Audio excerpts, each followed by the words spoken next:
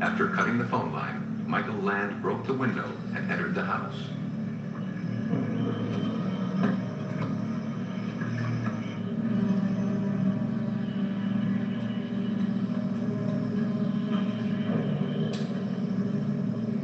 He then kidnapped Candace Brown, leaving her 2-year-old son still sleeping.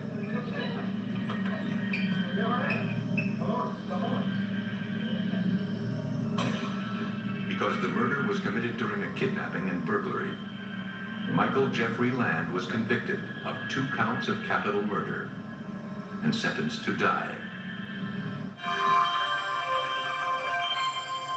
First responders jump into action. Rescue 911 next. This is 911. Do you have an emergency? Today on Rescue 911, a foot chase leads cops to a fugitive. A criminal on the loose puts children's lives at stake. Kicked up a glass in the front right side of the house. He's in the house. I'll let you watch the kids now. This guy will try to use these kids as hostages. Was. Are you okay? A teen is thrown from the back of a truck. Somebody help me! They told us that they didn't think Heather was going to make it. On Rescue 911.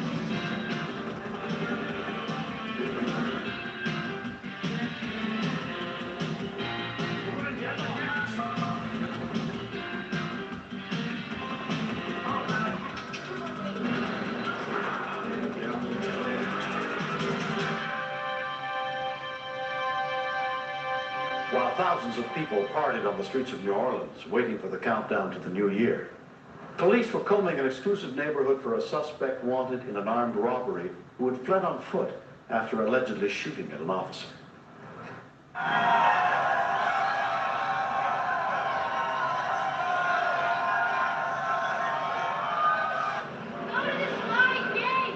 And about that time, we see 2 young boys stick their head out of the window on the 3rd floor. We want to keep constant communication with them to make sure that the doors were locked to the rooms and just keep their head in the window. Yeah, to the right. Their great aunt was also inside of the home, but she was on the 1st floor.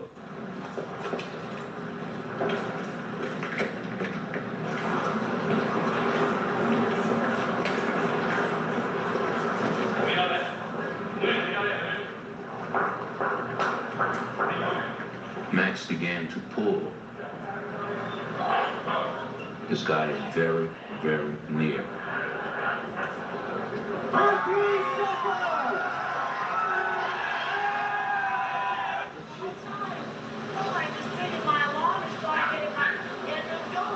Someone's in the house? That's what she's saying. How do I get in your house? Can you open your window? How do I get inside the house?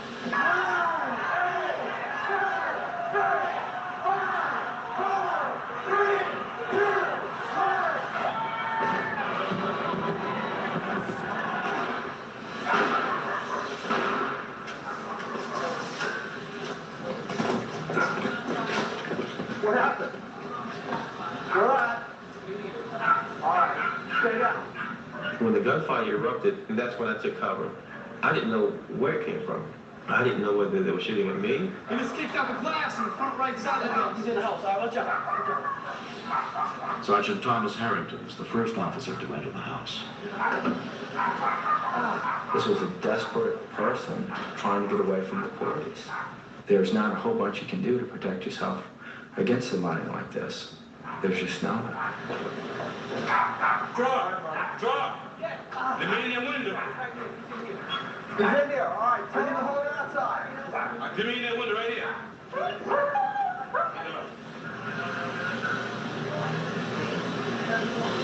Got footprints all the way back here. What floor are these kids in? We started a room-by-room search of the residence. We don't know where he's at. Stay back. All right, watch the kids now. The first thing that's going to my mind, this guy will try to use these kids as hostages. I got low, you got high. Take high, I'll take low. All right, hold up, freeze. Let me check. I don't know where we're at. Open door, hold on. When this was happening, I thought about a wild animal in a cage. when a person is in that state of mind, he or she will do anything. Stay here with this door. Okay. Okay, watch yourself. I'll take to the right. I'll take to the right. Just watch where you're going. Watch yourself back. We saw a lot of blood. He had tried to kick out plate glass windows and apparently had cut himself pretty bad. Let's get these kids out of here. He was pulling so vigorously, decided to cut the mask loose.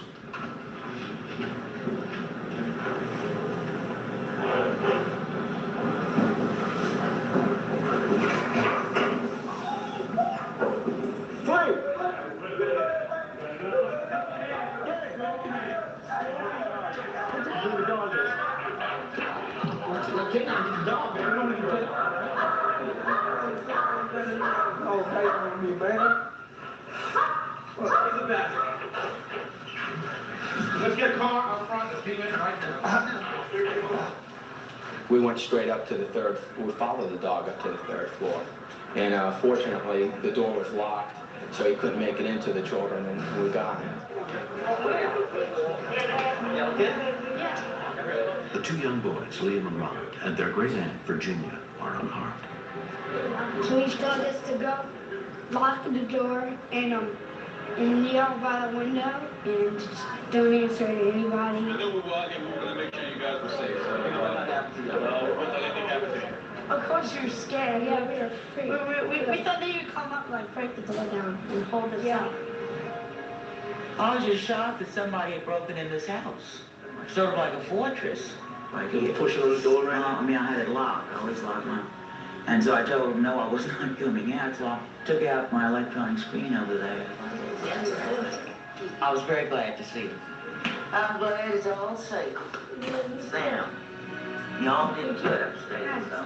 I was very concerned that my children may have been harmed, so I was relieved. And I was concerned about my aunt who lives on the first floor of the house. And I discovered that she was okay, and that's really all I cared about, is to make sure that everybody was all right. You got the flu. You got the flu. Y'all did a good job. I think that the New Orleans, the police department, #1. I am so happy with those guys. I could cry. They did a great job, and they took care of my family. And I can't thank them enough, and it brings tears to my eyes because they did a good job. It was a situation that could have turned into a tragedy, but all we have are broken windows. My hat goes off to every one of them. The suspect pleaded guilty to armed robbery and was sentenced to prison. A second suspect was picked up the next day, pleaded not guilty, and is awaiting trial. Next. I have never known fear, true fear, until that day. She would tell me it's all my fault, I shouldn't have done this. Somebody help me! Why are so many people turning to Super Beats crystals? Because Super Beats crystals give you the energy and blood pressure support you want from real beets without the beet taste. It's amazing that something so simple can be this great for my heart. It tastes good and it's healthy for me and it's healthy for my blood pressure. I love it. Super Beats is giving me a different energy they've never had before. I'm rolling. I'm rocking. I'm like a 40-year-old. But I'm 62. Inspired by the Nobel Prize-winning discovery of nitric oxide as a blood vessel signaling molecule, Super Beats' delicious apple-flavored crystals unlock the nitric oxide boosting power of beet nutrients to help widen your blood vessels, supporting healthy blood flow. By supporting healthy blood flow, you're helping your body produce energy more. Antioxidant. Healthy for my... Text now and we'll... Why? Openly discuss their fears and offer ideas on how to reduce their concerns. We can... On that day, she made a decision that left from her home in Ontario, California, to drive her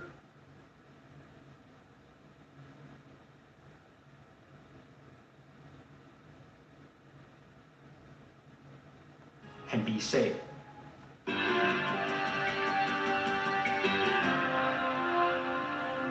On August 18th, 1993, Pam Eldred headed out around 9:30 in the morning from her home in Ontario, California, to drive her 13-year-old daughter Heather and her younger daughter Amber to drill team rehearsal at their school just 2 blocks away.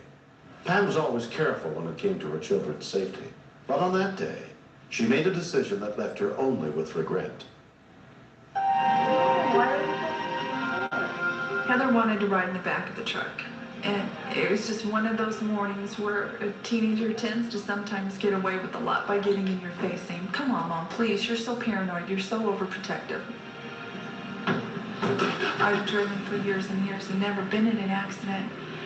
I wasn't going far, I wasn't going on any main streets, and I thought we'd be safe.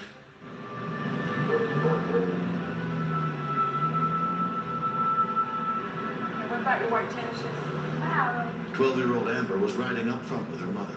Mother's sitting in the back there. Can you knock on the window and tell her to move? I'm afraid she's going to fall out. Heather! I said to move not so close to the tailgate in case the tailgate fell open or something. Okay, I'm going to pull over. My mom told her to just move to the middle or the side. I want to basically be like Heather because she always made my days happier. But she's always been real stubborn. And you have a candy bag? Yeah, there's enough Heather. What about your partners? Who are going to be in the room with? I have Lacey and Andrea. So you got older girls? Because they've been there before? After the drill team will take you, I think Aunt Heather needs you too. Are you all right?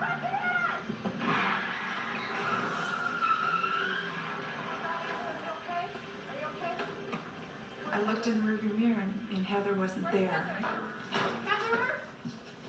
God, where's Heather? Amber, where's Heather? Oh, God, right there. Heather! Oh, God! I have never known fear, true fear, until that day. Heather! Somebody help me! There never knows. But really, at that time, that was all I saw. I didn't see you. I didn't Heather. All she could do was hold me because she was glad that I was okay. She would tell me it's all my fault. I shouldn't have done this. And I didn't want to hear her because I was afraid my mom would really go insane. See you, Heather! My kids are almost my life. I love them more than anything. I thought, God, you know, if you're going to take somebody, take me. Don't take her. She's too young. When we continue. To see your child so helpless and to know also that your stupid mistake did this. Watch how Luminesce seems to blur away age spots to look years younger instantly. See how blemishes seem to fade away, leaving a flawless complexion? I look that old fresh. One miracle. Bottom of the beaker. A first time. Will even receive. When I get an experience. He started screaming to me, that's Heather, it's Heather in the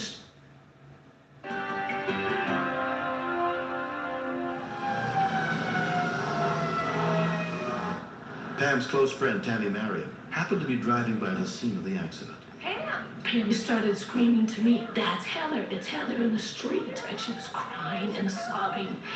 So when I ran up, I said, give them some room so that she could calm down and let them work with Heather and not scare Heather. She's all right. She's all right. Come on, let's sit you down. I was trying real hard to pull myself together in case she could hear me, and I lost it.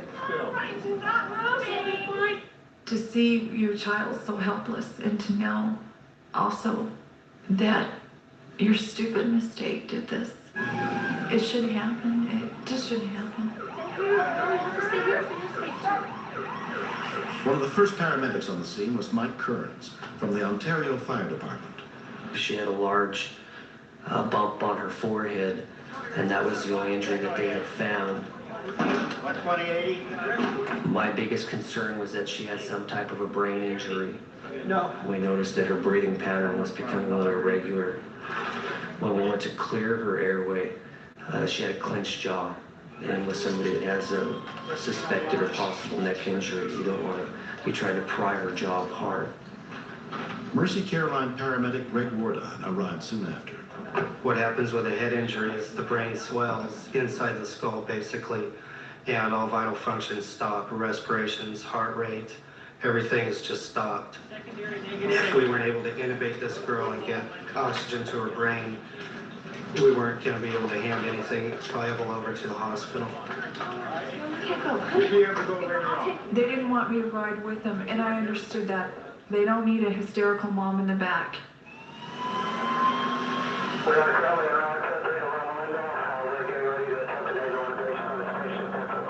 I was talking to the hospital, trying to talk them into letting me do a nasal intubation to help her breathe. That can be very dangerous with a head injury because if you've got a skull fracture, you can go right into the brain. 133, this is Ontario. Hold off on the nasal intubation. Tell me really needed. I got back on the radio with them and told them she wasn't responding to anything we were doing. We get the vitals to that kid. Yeah, just go ahead. She was starting to posture, which means that her brain is getting very, very little oxygen. It was about a 20-minute transport time, and we knew that she couldn't wait that long for them to do the procedure there. She's starting to vomit. Let's get her on her side. The posturing was coming more frequently, and we were afraid of the possibility of her vomiting again. So we called back again and said, we really need to do this. If this girl has a chance, we need to do this.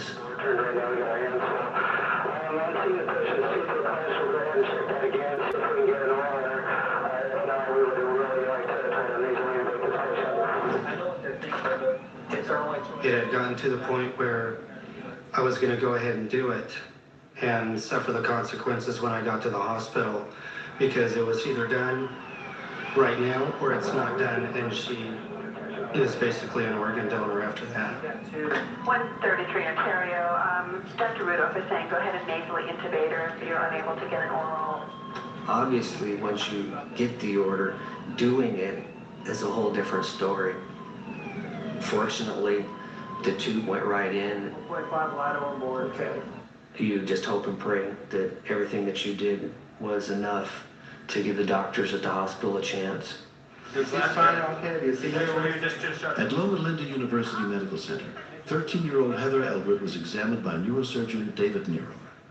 I felt that the odds were 100 to 1 against her. She had a massive hemorrhage. Her airway was protected, but they had no cranial nerve signs of any activity. So things looked very ominous. To see the face on the woman when we gave them our name, I knew it was really bad. Are you Heather's mom and dad? Yes. I'm Connie, I'm the pediatric trauma coordinator. She took me by the arm and she said, we need to take you to another room. And I just looked at her and said, no, you're not taking me to another room. I know what that means. It's okay. It's some private. It's okay. We just need some private. Come on, it's okay. Heather's father, Richard, had followed the ambulance to the hospital. They told us that they didn't think Heather was going to make it. She was in very critical condition. We know enough now. Her brain was bleeding. There was a lot of We swelling. have a couple of options. One is we could go in and do surgery. We met with the surgeon. He came out and just basically told us the same thing, that he could do surgery. But there was another option, and I asked him what the option was, and he said, well, we can just wait. I asked him, well, what will happen if we just wait? And he said, well, she'll die.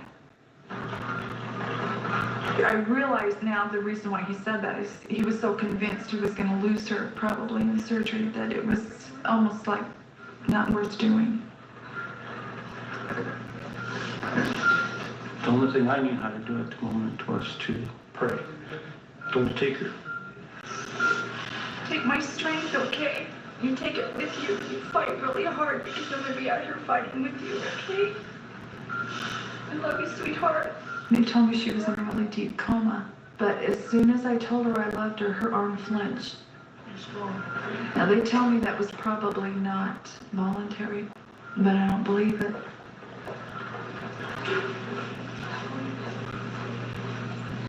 When the doctor came in after the surgery, he just looked different. He said, well, we got in there and I found the bleeder right away and was able to get it under control, and her pupils started to dilate, and it was like, he also told me that the paramedic that made the decision to intubate her bought her the time she needed. Mom and Dad are here. Every day she would do something that would make us have more hope. we'd say wiggle your toes, and she'll wiggle her toes, or squeeze my hand, and she would. This one's from your principal at school, your vice principal. There was an immense feeling of goodwill I felt coming from other people. Come on, Hattie. Right about the 12th day, when she started to come to, the timing was perfect. Her grandma and grandpa were there. Some of her aunts were there. We were all there. Hi, Heather. I love you, baby. I love you too. The best gift you can get in the whole world is to see her open her eyes and look right at you, and you know she's there. They gave her a wheelchair to get around, and she refused it. The next day she was pushing it. I was so proud of her. It was like watching her for the first time walking and watching her for the first time spelling her name. Should have relearned everything. Orange. Perfect, right? She had a problem with word retrieval, but she's a real good ability when she notices she's not doing something right to sit back and kind of laugh at herself. When would you have a glass of milk? When you're eating cookies. She's not all the way there yet, but she's going to be. I know Heather. She's got that drive. Oh, perfect. It's been 4 months since the accident that changed Heather's life. I just want to be the same. How I used to be. Amber, no. I'm doing really good in school, except for home economics. I wanted to be a marine biologist, but I want to be a nurse now. She's been very good-natured about the whole thing. I like that about Heather. That she can make other people feel comfortable, make me feel happy. That's special. I thank God all the time that I have my daughter.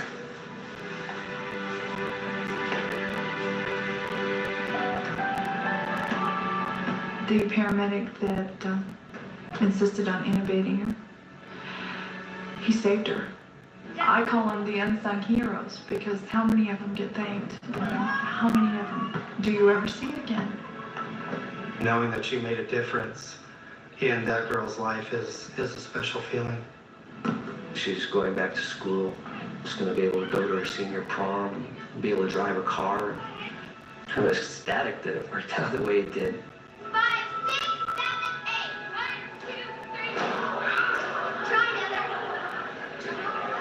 There's an incredible amount of guilt, and I deal with that every day. I deal with that when she struggles for her words. I deal with that when I see her finally back at drill team and trying to catch up with the other girls. My responsibility was to make sure that she was safe at all costs, and I didn't do that. Sometimes I sit back and I look at her and I just start laughing because she'll be doing things that I don't expect her to do, which is silly because with Heather I should expect the unexpected.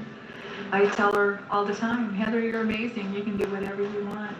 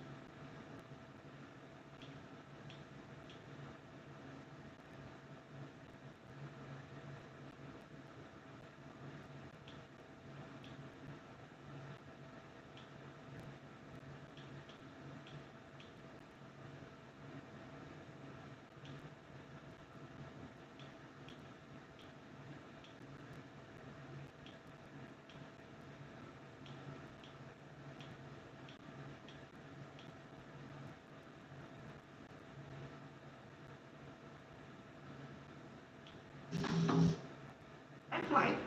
And The police, they were godsend. The system works. Mommy loves you. Give me a kiss. Oh, get over here. You're a good kid.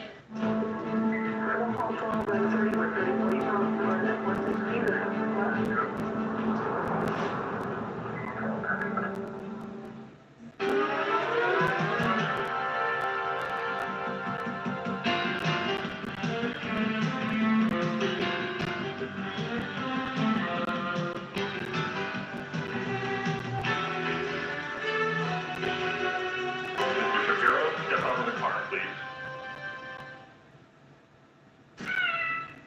This is 911. Do you have an emergency? Today on Rescue 911, even when kids look both ways, a dangerous killer hides an oncoming disaster. I had a horror that she was gonna die. I know it hurts. Just keep on breathing. From the x-rays, it was clear that she'd broken every bone in her face. Plus, a woman in labor depends on her children. I was just a kid. I shouldn't be here delivering a baby. On Rescue 911.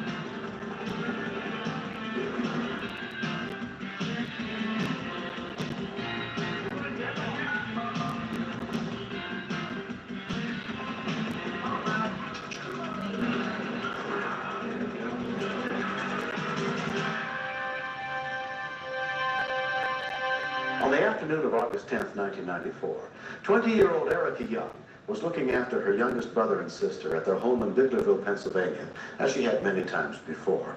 Being the oldest one at home, she soon found herself trying to do the best she could during one of her family's darkest moments. Okay, well, you guys stay close to the house, all right? There's 8 kids in our family. There's 5 girls. Luckily, it outweighs the boys, which are 3. It's not your average American family by any means, but we get along pretty well. Erica was taking care of the youngest children, 7-year-old Danny and 5-year-old Sherry. Sherry's my sister. I like that she plays with me.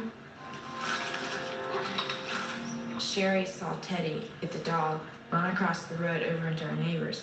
No, Teddy. She knew that Teddy wasn't supposed to be over there, and she went after him.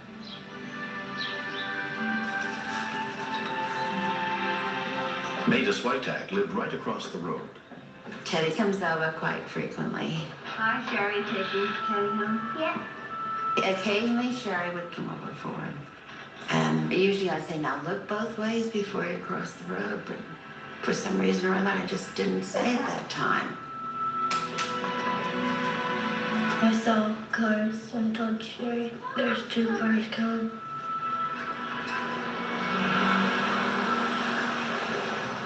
She thought I only said 1.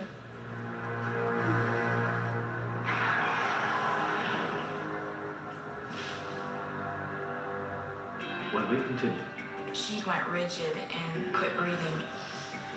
I had a horror that she was gonna die in my arms.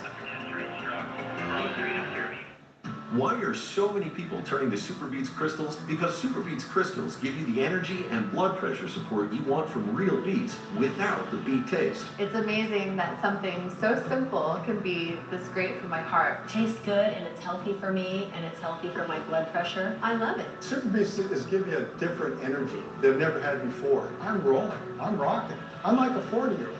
But I'm 62. Inspired by the Nobel Prize-winning discovery of nitric oxide as a blood vessel signaling molecule, Super Beats' delicious apple-flavored crystals unlock the nitric oxide boosting power of beet nutrients to help widen your blood vessels, supporting healthy blood flow.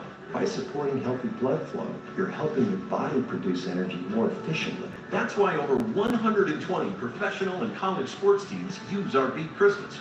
I'm a 4-time Olympian in the sport of triathlon. Super Beats helped me win big races late into my 30s. It's increasing your circulation. It basically means that there's more blood flow. It's dripped. Bruce fixed.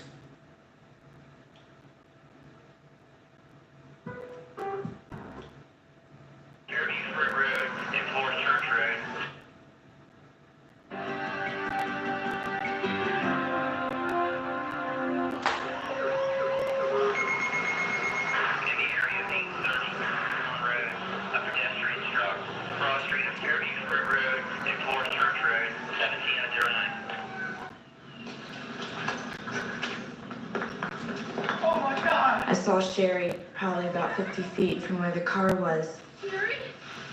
Sherry? She was just laying there staring straight up and gurgling, and I knew that she was choking on blood. Sherry, look at me. I just wanted to hold that little life and just keep it as long as possible. I was afraid to move her because I wasn't sure if her neck or anything was broken, but she went rigid and quit breathing. I had a horror that she was going to die in my arms. Sherry? Sherry? I eased my hand behind her neck and just turned her head just a little and cleared her mouth out so she could breathe. Come on, keep breathing. Keep breathing, Sherry.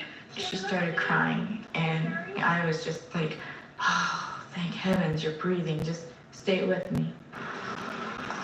Within 6 minutes, the first volunteers arrived, including Cashtown Fire Chief Tom Norman. My assistant chief got there right ahead of me, and he said she looked pretty bad. So I told him to go ahead and start the procedure for the helicopter. Can you help me out? I want you to do one thing. Okay. Hold her head perfectly still and keep talking to her for me, okay? Her golden hour was ticking very fast. Back forward. We had no idea if her back was broke or her neck could have been broke. Okay, Donnie, we want to rebreathe her when we're 15. She was breathing, but as scared to death, she was going to take one last breath, and that would be it. We want to get a call on before we do anything. Keep in mind, we need a blanket also. We have a lot of nasty calls, but for a young child, this is one of the worst ones we've had. It just makes you feel like it's your own child when you're working on, a girl that's hurt this bad. Gettysburg Hospital Advanced Life Support got to the scene soon after, including paramedic Herschel Shank. Chief, what happened? What do you got? We're looking at her face, blood coming from her nose and her mouth. There's signs of this possibility of a close head injury. Sherry, has she been talking to you? No. Well, she wasn't very tall, so she struck the car just in that area of the headlight. And she was thrown, from my estimation, about 40 feet. There's be a bright light here in your eyes. That's it. There we go. It was obvious that she was critical. From where we were at that day, transport time via ground would probably almost take up to an hour. So it was appropriate to have her flown via helicopter. Donna Young came home from work as soon as she was notified. Erica was crying, Danny. He had seen it happen. He was just crying, he wouldn't talk. Vegas, more vital signs here. You ready? I went into the ambulance and she was crying. I got in front of her and I said, Sherry, it's Mommy. Sherry. That's it. Can you hear me, Sherry? And she did not respond. She just didn't even know I was there.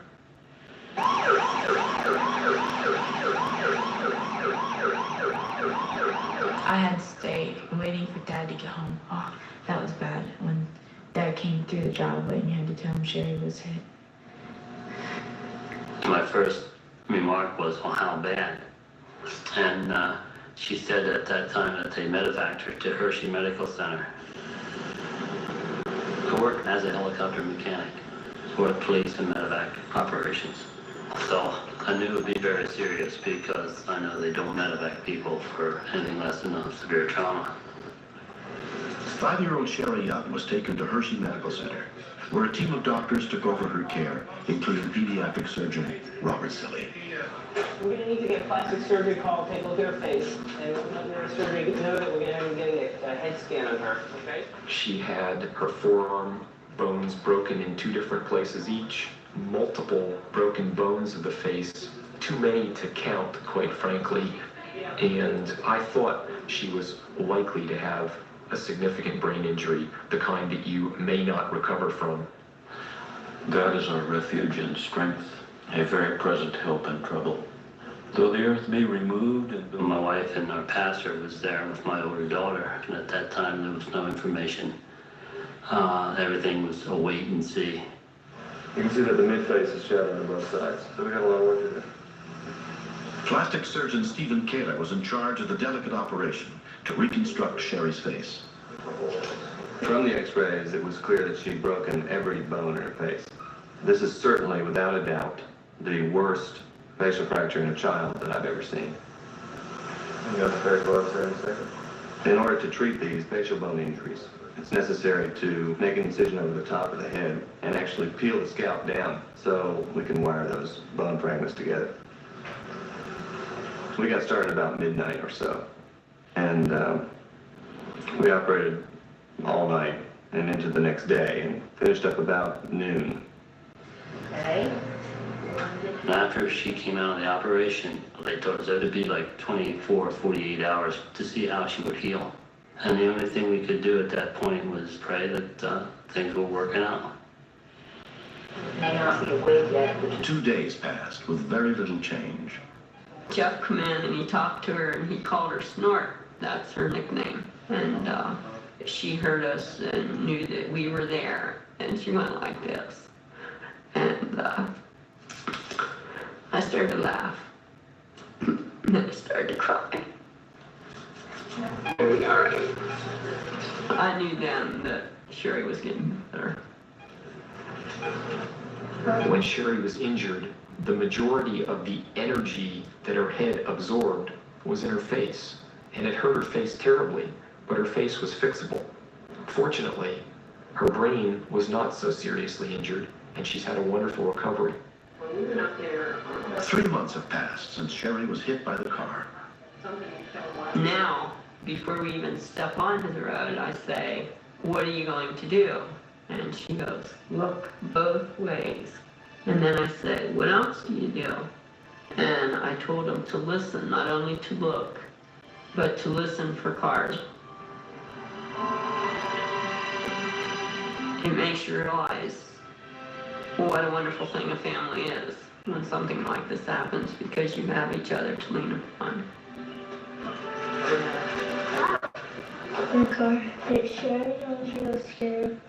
I love my whole family. I love Sherry too. It was an accident, but the helicopter came down. They said doctors and nurses in there. I'm inviting it again.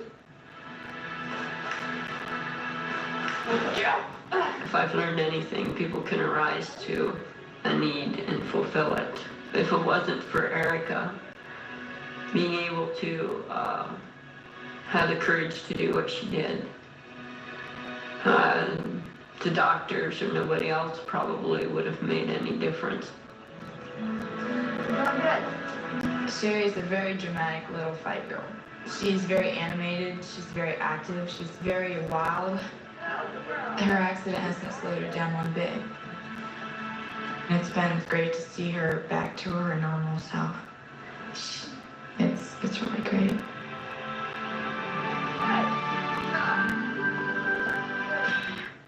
Home broadband is critical for connecting to jobs, healthcare services, virtual classrooms, and much more. If you are struggling to afford your internet bills, a temporary government program may be able to help. Learn about the emergency broadband benefit at www.educationsuperhighway.org. Next.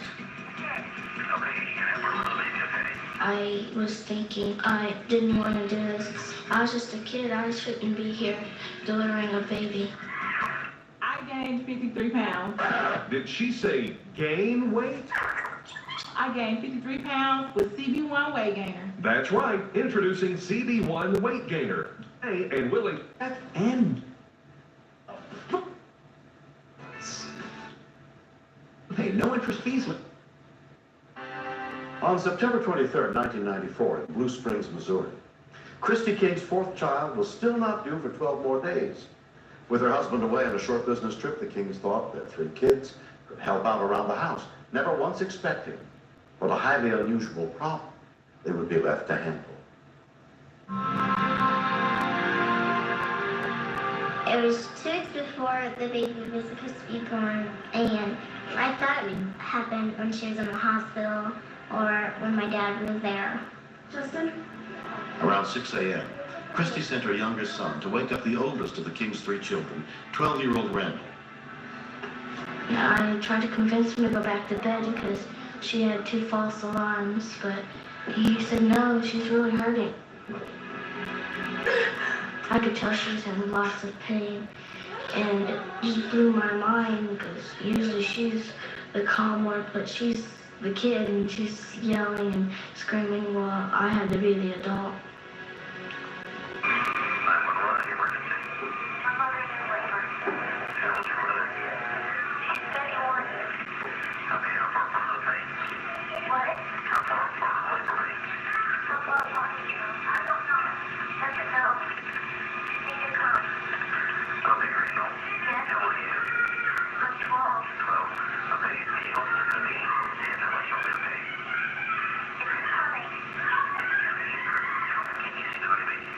Blue Springs Police Dispatcher Brian Alexander was handling the call. It was a young boy on the other end, and in the background, the mother is screaming. I was nervous for the caller and for the woman. There's so many things that I was thinking of that could go wrong.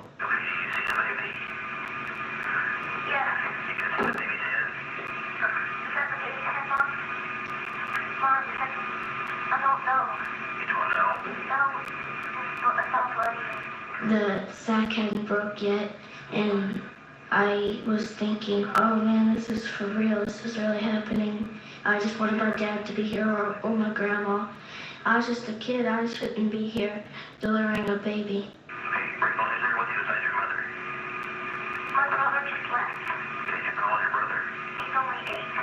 I was trying to get an adult there.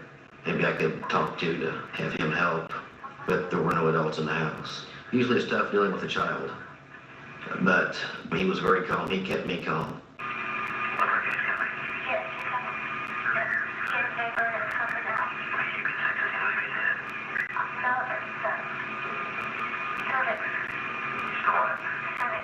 He was using terms that I didn't think a 12-year-old boy should know about. He said that he could see her cervix, and I didn't know how he knew that.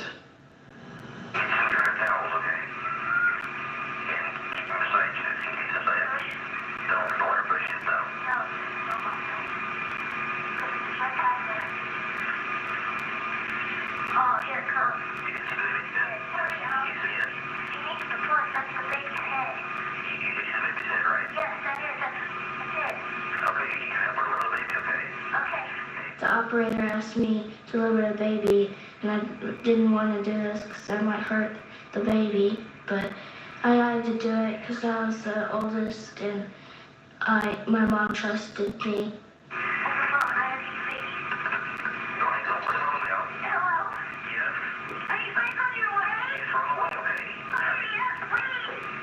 Ten-year-old Johanna had taken over the call.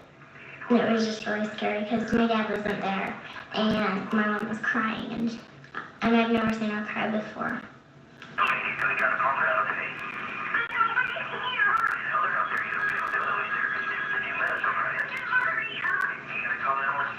I looked down and saw the baby's head and I saw her cheeks and eyes and mouth. I've never seen anything like it. And then its shoulders were sticking out and I didn't want to force it out, so I just pulled it out a little more.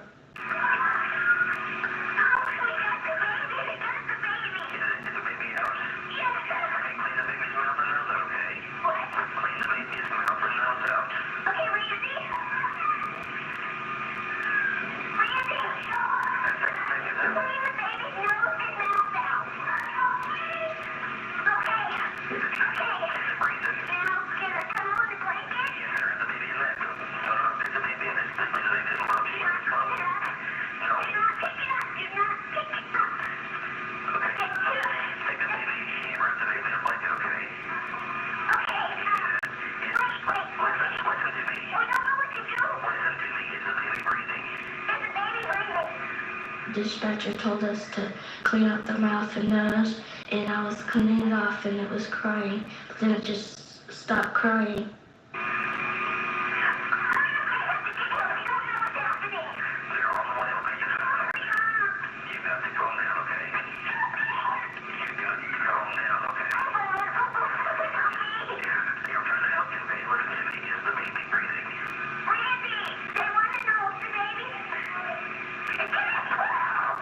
When they told me the baby was blue, I got a big lump in my throat. I knew that brain damage could set in on a baby in minutes.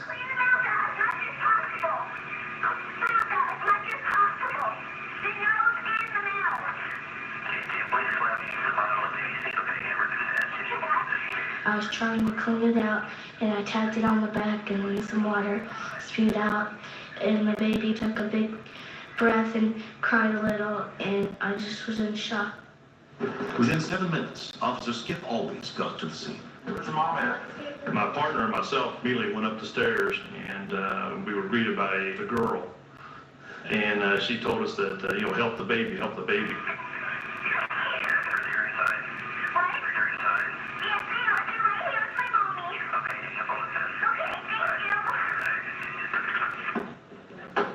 She said thank you and hung up.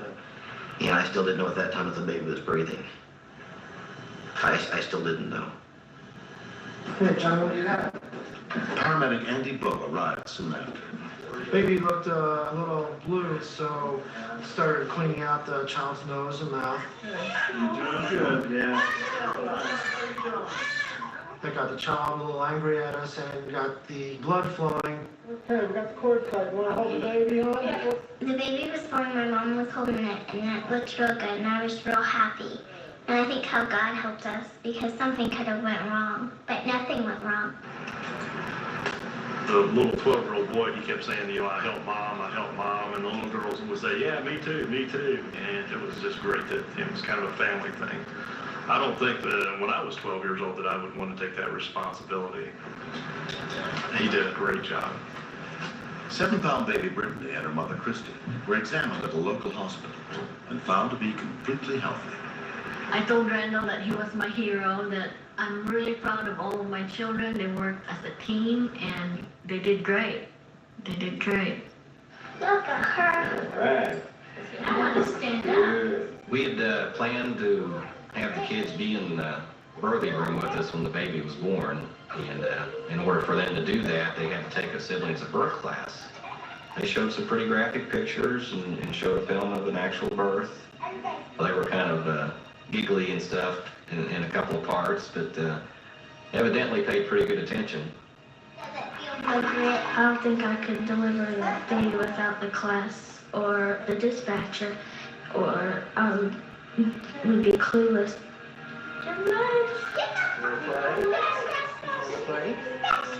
Randall delivered it, and I was just real proud to see him do that and be brave enough.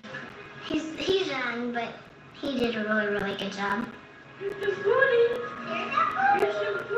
I was the first one to hold the baby, and it felt real good. I'd like to be an obstetrician. I want to deliver some more babies, because I think I'm pretty good at that. Talking to me. There is a big special bond between all three of us, but it's really fun to have a sister because you're kind of sick of boys if you have two brothers. I like to hold Brittany, and I like to give her kisses and pinch her little butt. I go up on a bugger that I delivered you. Do this for me. If it wasn't for me, you wouldn't even be here. What? I love my sister a lot. Drivers who fix their own cars just got a smarter tool to work with. The easy-to-use vehicle selector on carparts.com. We put the exact part you need right at your fingertips. No guesswork, no hassle.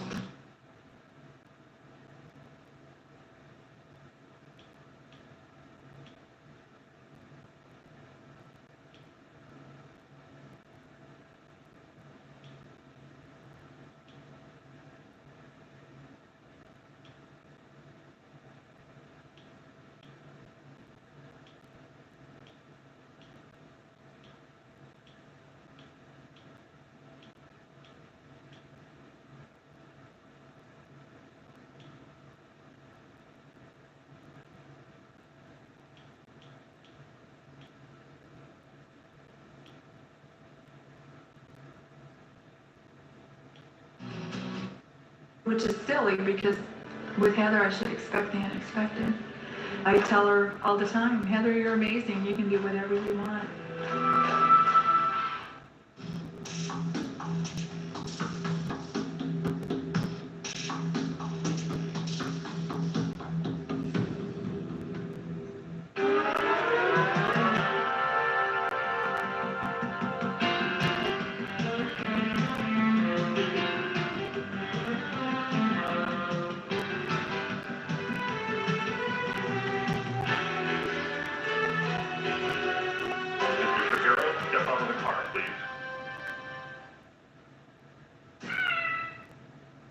911, do you have an emergency? Today on Rescue 911, three friends on a dangerous adventure.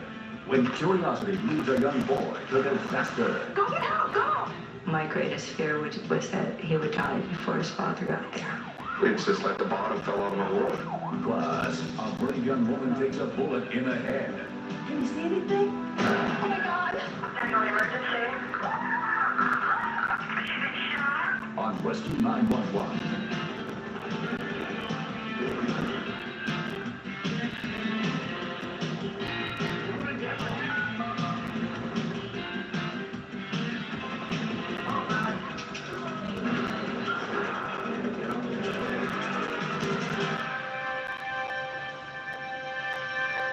We begin in the rural community of Sanger, California, as three 10-year-old boys set out on the morning of March 7th, 1992.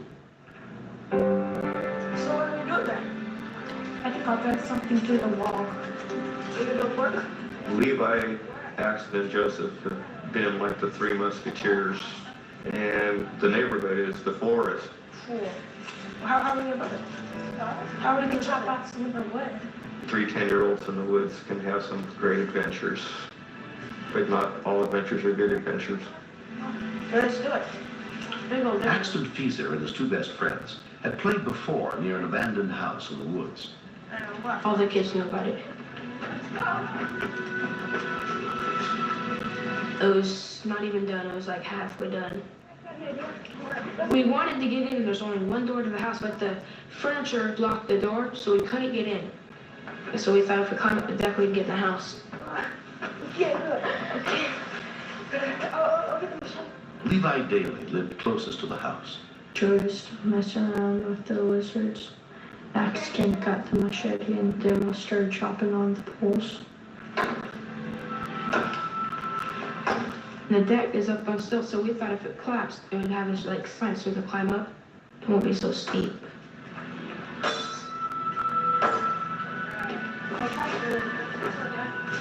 Ten-year-old Joseph Oakes came over to help. We'd take 3 chops each. A long time. One more chop in the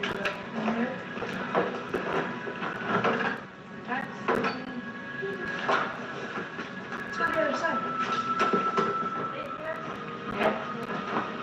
Let's go to the other side. That one better off.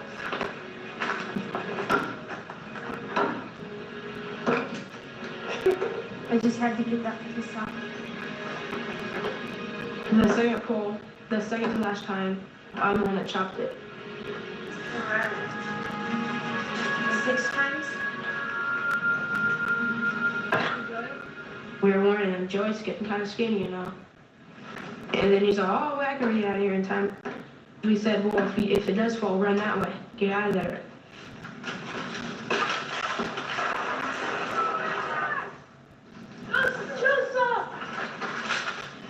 That big old deck collapsed on him. I was just hoping that he'd be okay. We knew we needed help. Go get help, go! Levi's a fast runner, so he went down. Chester! I was trying to get his attention, trying to see if he'd talk to me, but he wouldn't. Hang in there, buddy. He was unconscious. I was really scared because I had no one around me. I didn't know what to do. When we continued, Axton, with all the tact of the 10-year-old, said to me, he'll probably live, but he'll never walk again. Joseph? Can you believe this? Doug Flutie and Frank Thomas. You guys look great. Once I turn 40, let me guess, less energy? Less drive? Definitely. It's not your fault. It happens to every man. Testosterone levels drop as you age. Happen to you guys? Yeah. So what did you do? We got Eugenics Total T. Our most... They've never had... I'm aboard. You'll also read .com. When the heavy wooden deck collapsed on top of 10-year-old Joseph Oakes, his friend Levi ran home to get help. Within 5 minutes, he was back with his father, Doug Daly. The deck was across his chest. It was laying right on top of him. I couldn't stick my hand in there. Get some blocks, man. My wife was coming right behind us, and I hollered at her to dial 911.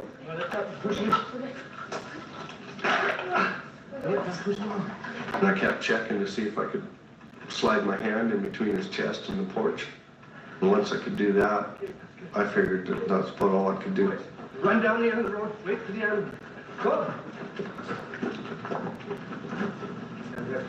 Bill and Trish Oakes were just leaving their house when Bill's pager went off. We were going to pick up my son, but I had to respond for a call of a child trapped under a collapsed building. Gotta go, sweetie. I'll pick up Joe needs that. In a small community like this, every time the fire phone rings and Bill leaves, we wonder, who is it? Is it somebody we know? Is it a family member? It's probably Joseph. I said it's probably Joey because I knew he was up there, but it was a joke. We kind of laughed a little bit about it, and from there, Chief Dave Murphy was in charge of the Saturday volunteer firefighters who responded.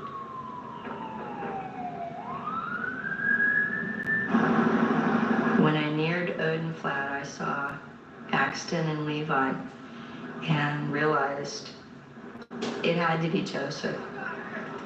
Axton, with all the tact of the 10-year-old, said to me, "He'll probably live, but he'll never walk again." It was a pretty awful sight. Joseph? There was this gurgling wheeze as he tried to breathe with all the blood in his airway, which is a sound I'll never forget. I'm not gonna leave. Your dad's on the way. He'll be here in a few minutes. He was using every ounce of life that he had to keep breathing and just to hold on. My greatest fear was that he would die before his father got there. We went through our normal scenario. Okay, it's a porch falling on a kid, what could happen? Internal injuries, head injury. I told Billy to stay there. I'd come back, tell him what we needed. It was kind of a shock when Trish told me it was Joseph. Bill was sitting in the truck. I kind of played in my head how I was going to tell him, and there was no way to be nice about it.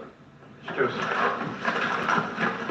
He was coming over the top of me, trying to get up the hill.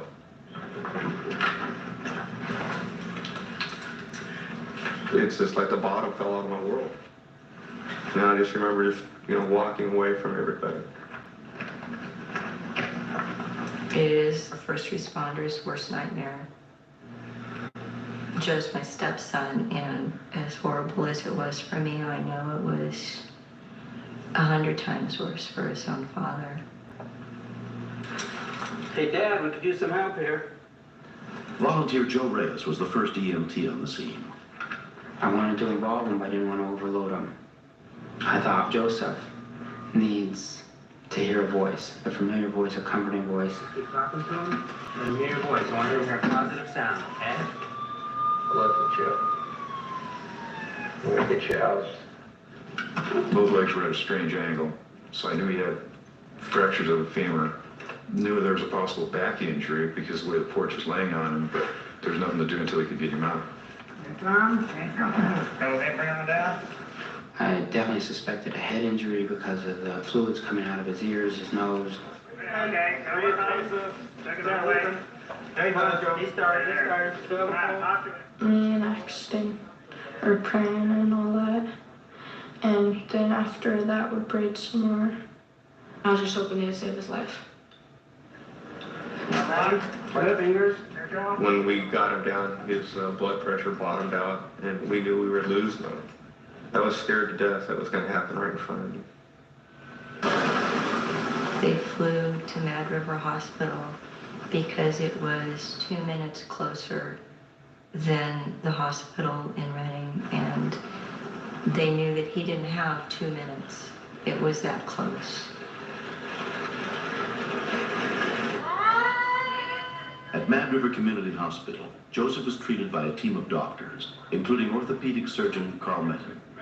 Crush injuries are the worst injuries that I see because all the tissues of the body are damaged.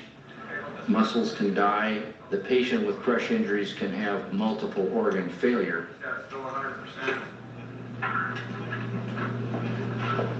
We went in and he was in a coma, looking pretty rough around the edges, and I was still scared to death that he wasn't gonna make it.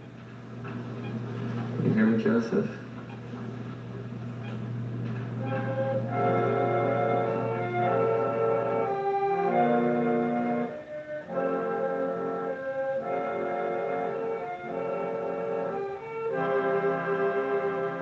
10-year-old Joseph Oakes underwent surgery for his head and leg injuries and had to go through months of recuperation. I felt frustrated, like I should know this, or I should be walking sooner. I was very surprised when I took my first step without sort of falling or leaning on something. The community support was just incredible. They set up a fund for Joseph for medical, had prayer sessions, sent food. We put an ad in the paper because there was so many people to thank. It was the only way we could do it. And we said, you know we live in the best place on the earth, you know, because of the people that are here. Bill was kind of wavering on his involvement in the fire department. When this happened, he's committed for life now. I don't like that. The neighbor who lived in the deck off probably bought us. Thanks for using locast.org, the nonprofit that makes local over-the-air broadcast available to everyone. Just $5 each month covers the cost of delivering your local broadcast channels. Please help Locast by becoming a member today. Some time as far as allowing him to breathe more freely. You know, those 2 or 3 inches did help us out. Everybody contributed, and to me, they're all heroes. I didn't really believe that I was a hero because it was mostly my fault. It was part of my fault. It was everybody's fault. And we shouldn't have been up there in the first place. But we were just little kids.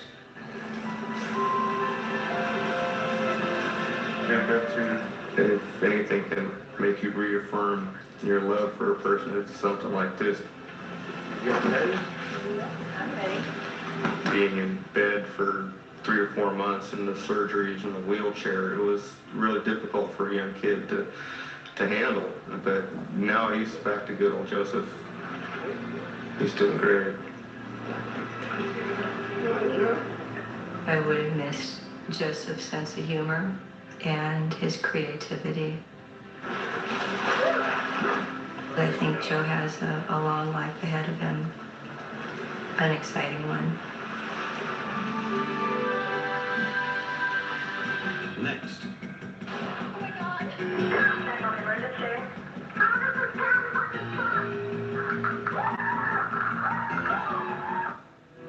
Do you know what kinds of harmful things are floating in EOC's that have... I'm excited to be talking with blue and red smoke. System continuously monitor activity. Here and now. Calm now. So we doing about ready to open? Yeah, go ahead. On June 28, 1993, 22-year-old Candace Crossley was the manager on duty at a fast food restaurant in Mesa, Arizona, as they were opening up around 6 a.m.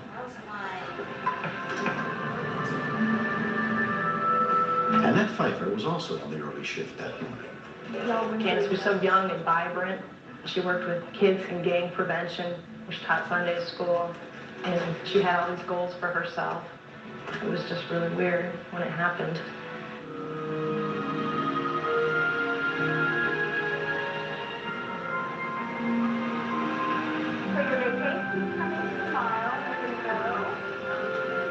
Don't let me forget, I'll give you $1 and you can put it on 13 red.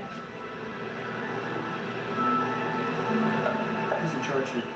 We thought he was the air conditioner repairman. We were waiting for somebody to come and fix it. Oh my God, he's Think got... where she is now. Oh no. Candace, okay, The only thing he said in front of us again was, "You come on," towards Candace. He had the gun. "You come on," and then he says, "You two stay here."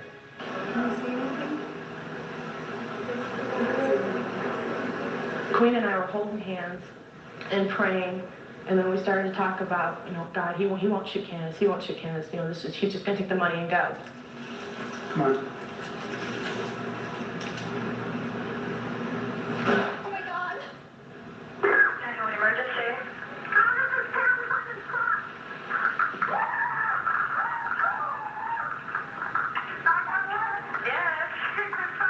Mesa Police Dispatcher Chris Newman was handling the call.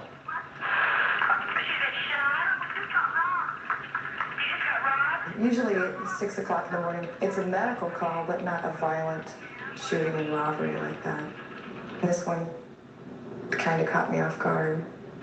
Rescue units were immediately dispatched to the scene, including Mesa Fire Department paramedic Kevin Masham. You get a lot of the same calls and you don't remember them, but this one was affecting me a little more because I had been in the restaurant business and I had actually been held at gunpoint in a robbery.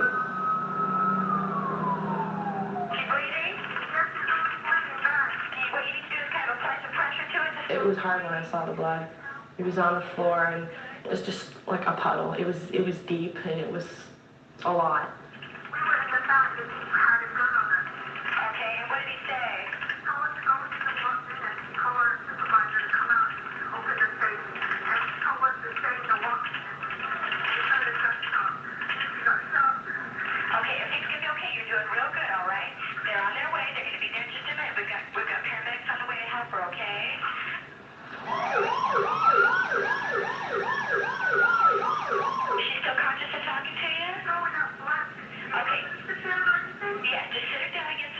Employee Queena Curtis had taken over the call. She told me to have her sit down, but Candace didn't want to sit down. She just kept throwing up blood. And put the towel to her neck. Press kind of hard to try to stop the bleeding, okay? All right, everything's gonna be okay. Yes, there's 2 officers there. Paramedics are gonna be there in just a minute, okay? You just need to stay on the phone with me. All right? What's your name, ma'am? Queena. I'm sorry? Queena. Okay. Are the officers inside with you? We're here. All right. Dark hair. She's been shot in the back of the neck. I was impressed just with the fact that this patient had been shot in the head and was still conscious. And she did have a severe shot. It wasn't like it was a glancing blow. It passed right through her skull. Looks like we got a bullet lodged in her jaw here. You know where you're at right now, Candace? Yeah, I'm at work. The first police officer on the scene was Bon Gonzalez. Did you ever see him before, Candace? I worked with him when he heard about. She knew who he was.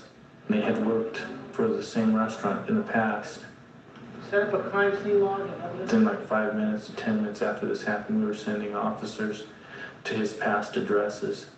120. Keep spitting that blood out, Candace. It was obvious that she hit a large artery or vein, and I was concerned that her airway was going to be compromised. So what I opted to do was just get her down on the ground on all fours. Candace's mother, Gloria Crossland, heard about the shooting on her police scanner. They wouldn't tell me who shot her, so I sneaked around to the front window and found out it was Candace. I mean, I was petrified.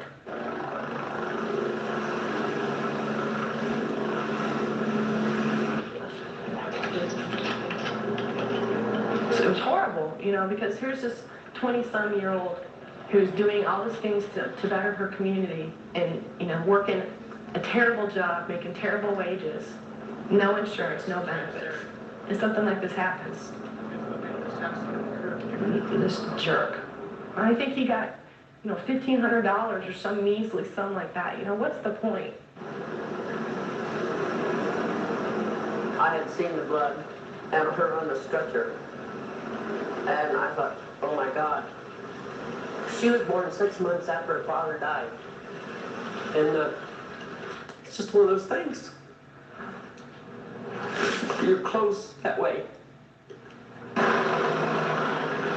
22-year-old Candace Crossland was taken by Samaritan Air Evac helicopter to Scottsdale Memorial Hospital and examined by emergency physician Pierre Gilles. The bullet traversed across to the right side of her neck close to her windpipe. She was fortunate that the initial effect of the gunshot wound did not kill her. Okay, that's good. She was equally fortunate that the swelling effects and the blast effects Also did not leave her with any permanent neurologic injury. Doctors spent hours in surgery repairing her damaged carotid artery. After 4 days, Candace was released from the hospital. More than a year has passed since the shooting. The bullet is under the fatty tissue under my chin. It just sits there, it doesn't move, just sits there. It's kind of hard, it feels like a pee. You're out, give me the ball. You're out, give me the ball. I'm a little more paranoid, but I still work in prevention, at-risk kids, because I don't think that it's fair to them to take away what they need from me. She still works at the restaurant, and she's going to college next semester. She wants to be a teacher in the reservation, so she's going on the way up. The suspect was subsequently convicted of armed robbery and attempted second-degree murder, and sentenced to 29 years in prison.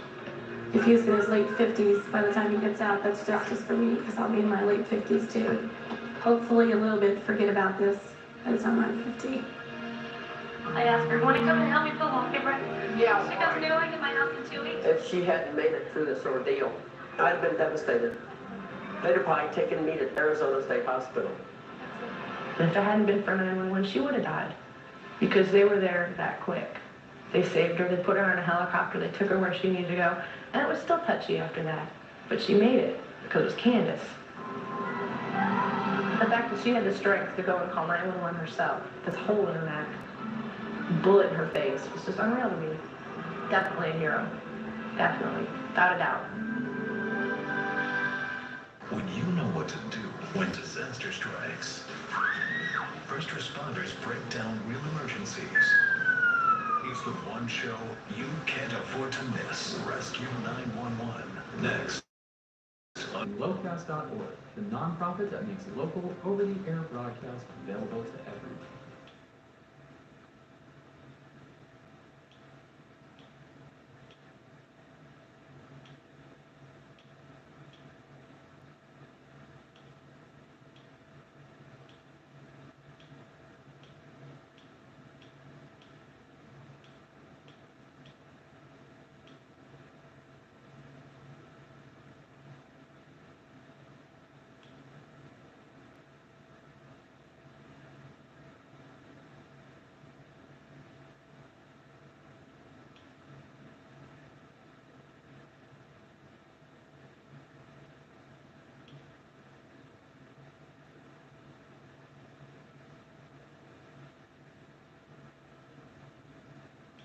Just finding a top listing agent and ensuring a simple and certain closing. And best of all, Mr. Shapiro, step out of the car, please. This is 911. Do you have an emergency? Today on Rescue 911. A father's distraction. An unlocked door leads to a pathway of tragedy. He was absolutely lifeless. The child was neither breathing nor did he have a pulse. Oh, dear God. Plus, We thought she was having a heart attack. a rescue team passes a near-fatal accident. This is my father. Makes make a life or death decision. This guy needed a lot more help right at that moment. On Rescue 911.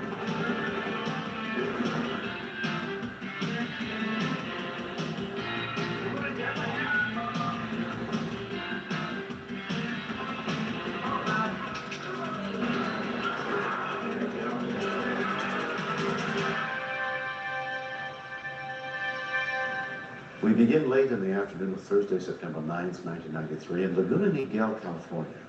After returning home from running errands all day, John Anderson decided to relax in the backyard spa with his 14-month-old son, Ellis. Wait right there. You wait there? Alice loves the water so much that if he sees a bathtub, if he sees a pool, if he sees a puddle in the street, that's bath time. He's going in. Yeah. I keep Alice inside, and it works out great because it makes it so I can get the covers out of the way and make sure it's warm enough without having to worry about him getting in without me. It's down here. We were just getting ready to go out. Ready to go swimming? Right about that instant, the telephone rang. You want to play with your toys? Okay, play with your toys. Let me get the phone. Hello? Joe? And when I answered the phone, it ended up being a client. Sure. On the invoices? I heard Ellis in the family room working on the stereo. He bangs on it and switches all the knobs. Okay. As long as he was there, I knew I could talk on the phone because I knew where he was and I knew it was safe.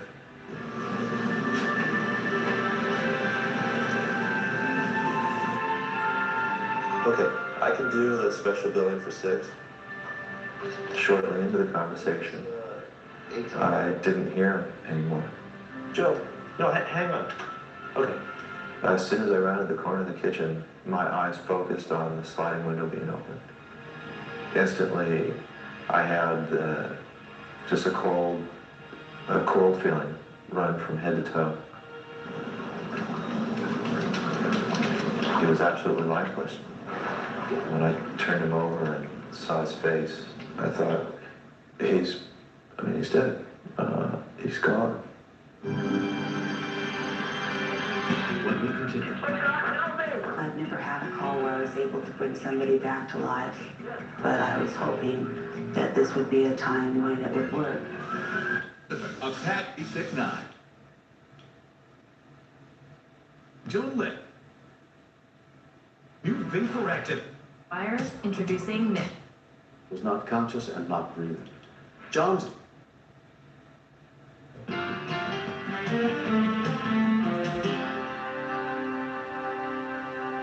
When John Anderson found his 14-month-old son Ellis floating face down in the family's backyard spa, his little boy was not conscious and not breathing. John's 911 call for help came into Orange County Fire Department dispatcher Kathy Kelly. Fire department. Help me, I got a grandbaby. Okay, what's your address? Help me, I don't know how to do CPR. Is the baby right there with you? Yes. Hang on. Do you know how to do CPR? No, I don't. Okay, I'm gonna tell you what to do. How old is the baby? 1 year. Sure. Calm down. Help me. It's very intense when you have a call like this. Help me. Listen to me. I am. Okay, take a deep breath and stop, okay? Yes. Okay. I needed to get control over the phone call so that the man would be able to listen to me and I could help them both. I'm gonna tell you how to tilt the head back. Okay. Place the palm of your hand on the baby's forehead. I got it. Place the index of your finger on the other hand on the bony part of her chin. And lift upward. Chin? Okay, is your head tilted back? Yes. Okay, look at the baby's chest and stomach for movement. Put your ear next to its mouth and listen and feel. There's nothing. It's gurgling. Coming out? I remember him making a gurgling noise, and it wasn't the kind of noise that was taking air in and letting air out. Okay, look in her mouth and see if there's any vomit. Yes. There is vomit? Yes. I knew that if there's vomit there, you can't give him breaths. And scoop it out with your fingers till I am. it's out. I am. Okay, is it all out now? Yes. Okay, take a small breath. Cover the baby's nose and mouth with your mouth and make a tight seal. Blow real softly 2 times into her mouth, okay? Did the chest rise? Yes. Okay, with your index and middle finger, press gently on the inside of the baby's upper arm. Right between the armpit and the elbow. Got it. Okay, see if you feel any pulse there. Hold it down for about 5 to 10 seconds. No. Okay. The child was neither breathing nor did he have a pulse. I've never had a call where I was able to bring somebody back to life, but I was hoping that this would be a time when it would work. I'm going to tell you how to do CPR, okay? Okay, place 2 fingers of your hand closest to the baby's feet, in the center of his chest, 1 inch below the nipples. Okay. Rapidly compress the baby's chest about 1 inch deep with your fingers. Repeat, do it 5 times in 3 seconds. 1, 2, 3. Faster, like 1, 2, 3, 4, 1, 2, 3, 4, 5. Okay, then take a breath and blow softly into the mouth twice. Remember, you're going to put your mouth over its nose and mouth both and blow real softly because you don't want to blow too hard, okay? Okay, now just keep doing that. Do 5 times on the chest. 1, 2, 3, 4, 5, and then 2 breaths. Just keep doing that. 3, 4, 5. And 2 breaths.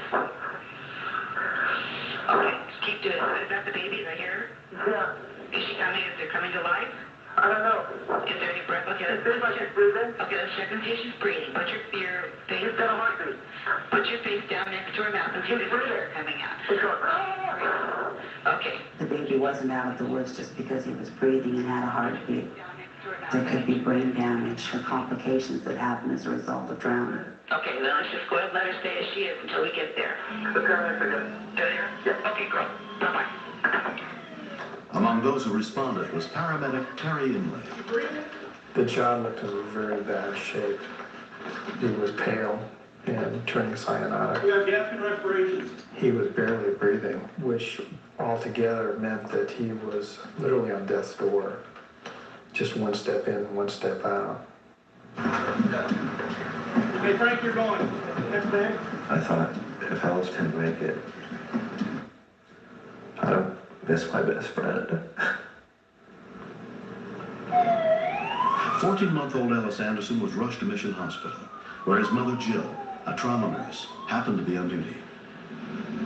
I was just dealing with a constant battle of reality and whether or not this was really happening or if it was a bad dream. And his respiratory was... Alice was admitted under the care of Dr. Paul Levinsky. Joe was obviously very distraught. I then examined him and discovered that his pupils were fixed and dilated, suggesting a significant lack of oxygen to the brain. They're giving him some valve. The fact that he was posturing and not crying is another bad sign. See how he does? Did he have a heart rate at the scene? Yes, he did. So I was reasonably sure that he would live, but his brain was not functioning normally. When I bent over and I touched him and I kissed him on the head, it wasn't Ellis. He wasn't there. I mean, it was his face, but there was nothing in him at that point. What we're going to have to do is just wait and see how he does. There's going to be time. But I can't make any promises. We'd have to watch him, we may have to support his breathing, but the key is going to be him.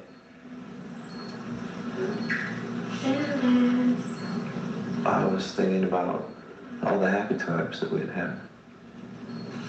I didn't know how much of Alice was going to come back. He means the world to me. I doubt without him I could go on. That night, Alice's parents stayed at the hospital. One of the nurses ran over and said, "Come see him, he's really waking up." I ran in there and he was smiling. Hi. Hi. I was totally relieved. It was like the entire building had been lifted off my shoulders.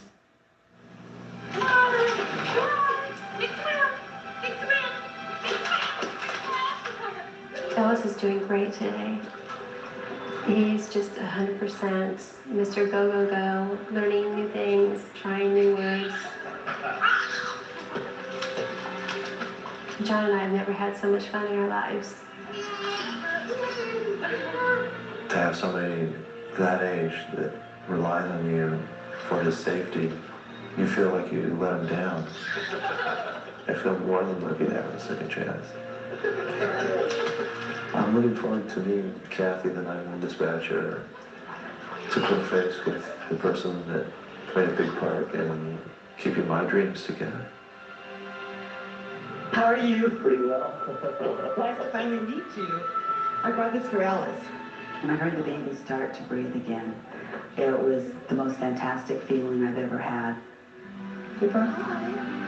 It just felt wonderful to be able to help somebody and to think that I had been able to instruct the father how to help his child come back to life again. Really good. Oh, you're so cute. It was just a very special moment. In order to prevent drownings, the primary factor is constant adult supervision. Somebody has to be watching the child all the time. Thanks for using locast.org, the nonprofit that makes local over-the-air broadcast available to everyone. Just $5 each month covers the cost of delivering your local broadcast channels. Please help Locast by becoming a member today. Well, that's it. The ultimate goal doesn't happen. So we have to do something else to put another barrier in the way. We put up a fence around the spa. It has an automatic closing device. It has a combination lock. So even if you could reach it, you wouldn't be able to get in. I'm also a very great proponent of CPR. Doesn't matter how high your fence is. It won't help a bit if you don't know CPR. He's the greatest. I just look forward to seeing him every day. Doesn't matter what we do. The fact that we can do it is all that matters. Next. She turned a purple color like she was just choking. When her little heart condition was serious and we thought she was having a heart attack. Rick is really good at snoring. Very good.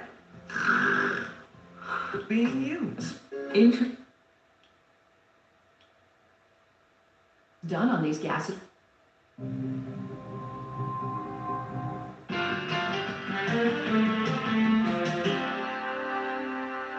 As parents, we want the best for our children. Although Cindy and James Farrell's daughter, Nicole, had been born with a life-threatening heart condition, they were doing all they could to give her a normal life in their hometown of Shelbyville, Tennessee. But on the evening of June 12, 1992, they were reminded that life is unpredictable, and we can easily be caught off guard. Nicole was 3 months old when she had the first surgery.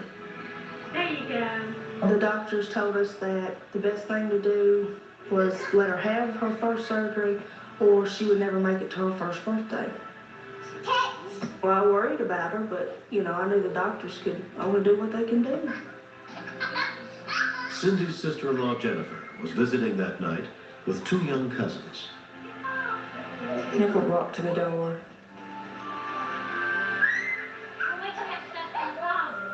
It was the same. Now you in there. Shoes mostly. Well, how you find when you were wearing? You guys see something wrong with Nick. At first I thought she'd fallen and then she didn't get up. Nickel. She turned a purple color like she was just choking. When her little heart condition was serious and we thought she was having a heart attack. Jennifer called 911, and Bedford County EMS was immediately dispatched to the scene. It was very hard for me to sit here and look down and see my baby, not breathing. Come on. While waiting for the ambulance, they called Cindy's mother, Virginia Pierce, and she called her husband Bob at his lodge meeting. And told Bob they were taking the baby to the hospital. He says, I'll be right there. Within 4 minutes of the call, a medic unit arrived, including EMT Greg Johnson. Anytime you deal with children, the anxiety level kind of goes up and you get a little bit more nervous just because they're kids. Everybody just kind of looked real scared. Has she ever had seizures before? No. Well, I checked her pulse and her pulse was okay and her breathing was okay. Both her lungs were good and clear because she had a heart problem. The mom decided it would be best for her to go to the hospital and get checked out. The ambulance carrying the little girl took off for Bedford County General Hospital, with family members following behind.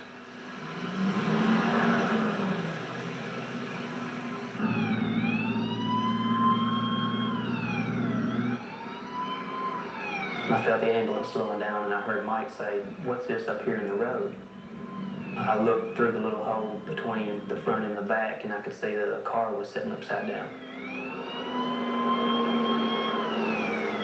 The paramedic in the back says, "Ma'am, we've got to stop and check on this person." Was there anybody else involved in the accident? I don't know, I just heard a noise that came out. Okay. I was thinking, why can't they just go on and get my baby to the hospital? Then again, I can understand. That's their job. They need oxygen and sea collar, Greg. Nichols' father, James, went to see what had happened. Well, I went over to her. This is my father-in-law. Okay, go back, don't let her know what's going on. I had this driver one time and says, whatever you do, said, don't tell her that's her daddy.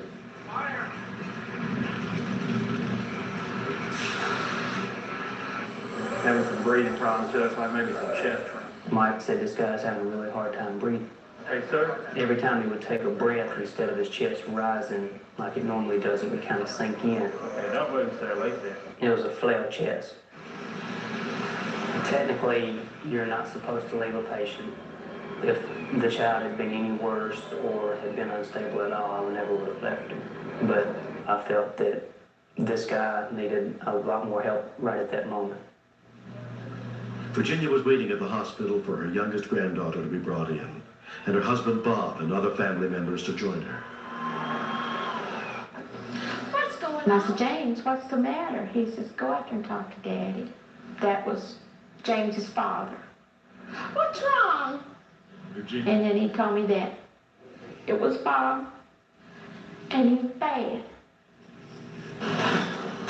While doctors examined Nickel, Bob arrived at the same emergency room. And when they brought him in, to me, he didn't show no life. Oh, my, no! I wanted to go in the emergency room to see if they would let me see him. Can I get you to give this information, sir? I heard my mama start screaming that it was my daddy. You know, when they was talking about this man, and I was saying, let the man die, it's hard to think back on that.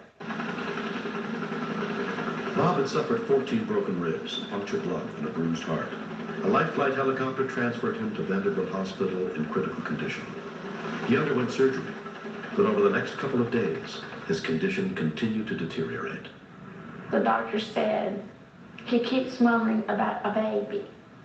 I think he had in his head that something happened to that baby. And I finally made it down there Sunday. You know, I grabbed Daddy's hand and I said, Daddy, I said, Nicholas fine. They said when Cindy come up and told me that is when I took a turn and started getting better. Until that time,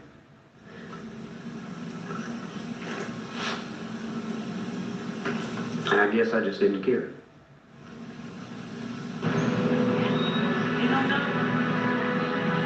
4 months later, Bob Pierce has completely recovered from the accident. Because of continuing heart problems, 2-year-old Nickel underwent another surgery to correct a faulty heart valve. The doctors say it's just buying her some time.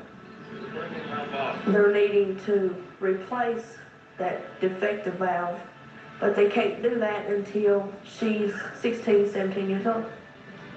Pretty hard. I think she has a good relationship with her grandfather.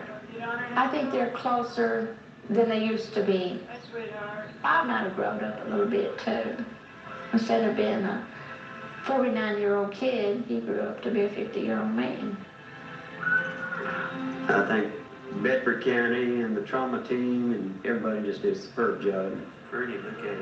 I can be driving down the road and I'll notice things and pay attention to things that I didn't notice before. And I don't tend to take my family and the children for granted anymore. He didn't used to tell me he loved me, you know, but now, every once in a while, he'll let it slip. He says, you know, I do still love you a little bit. You know, I says, yeah, okay, you know. Run a little bit. The good Lord has got some other thing that he wants me to do. Yeah. He's got a reason for me to be in life. I don't know how many the viewers or whatever have grandkids, kids or children. But to me, just the opportunity of being around and seeing them, I'd go through it all over again.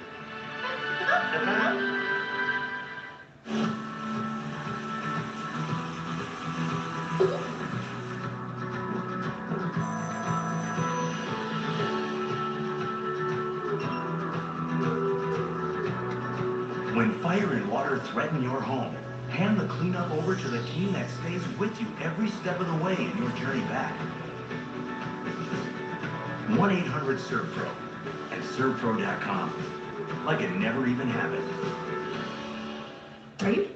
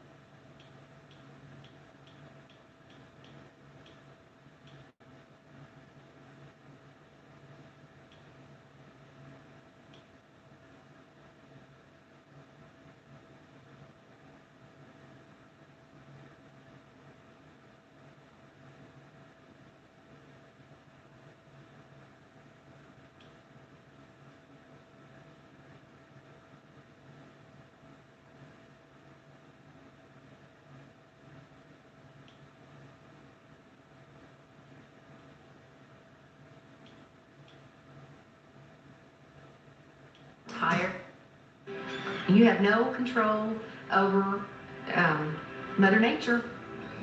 Anything can happen.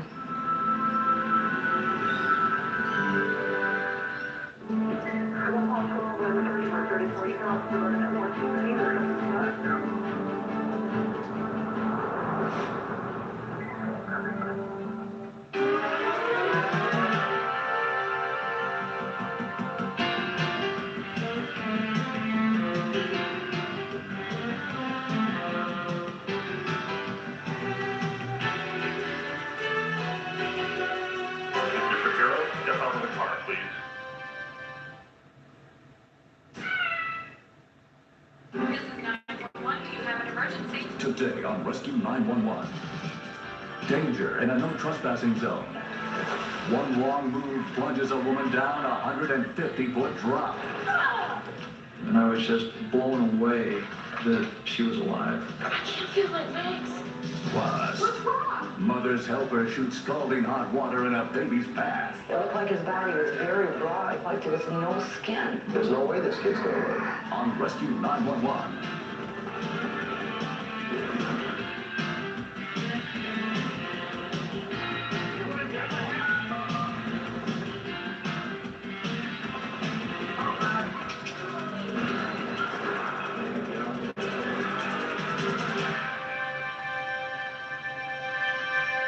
On February 28, 1994, volunteers with the Palm Springs Mounted Police, headed by Rescue Coordinator Chris Maxwell, were called in to search a rugged desert canyon in southeastern California.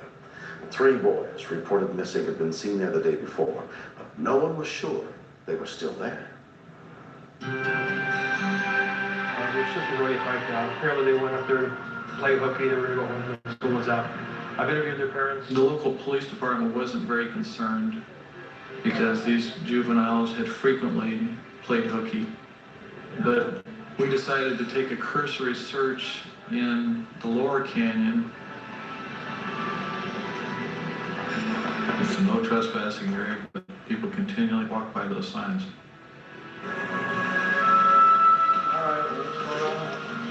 The upper canyon is more of a danger.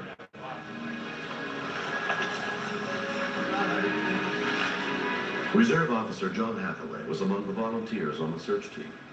We got to the end of the lower trail, and the consensus was that these kids were probably back at one of the local eateries laughing at all the trouble they had caused. Just go up to the top and make sure. But I felt that since we had come this far, we should at least go check the upper trail. So I suppose you want me to go with you? It would be good exercise. John's sort of a fitness nut. It's a very treacherous and very demanding climb. So 2 of the team members decided to go back.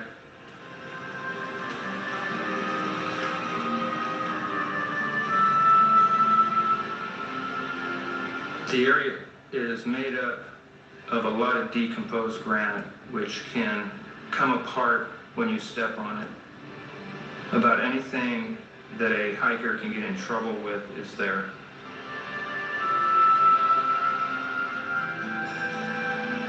Once you get up there, you're on a real narrow trail. It's about 400 feet above the valley floor. As kind of a lark, I just yelled out, "Hello." To my astonishment, there was a return reply of, "Help me." Oh!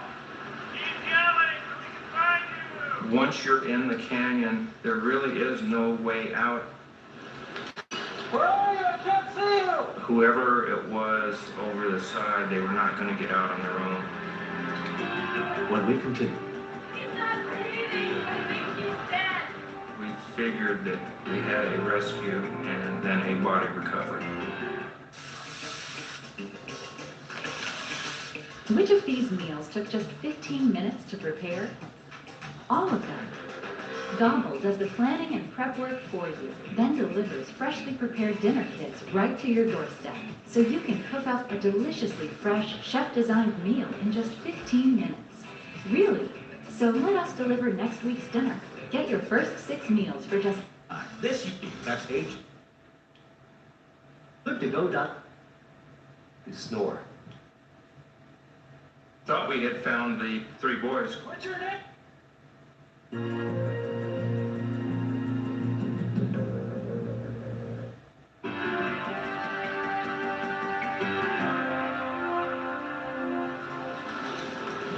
We thought we had found the 3 boys. What's your name?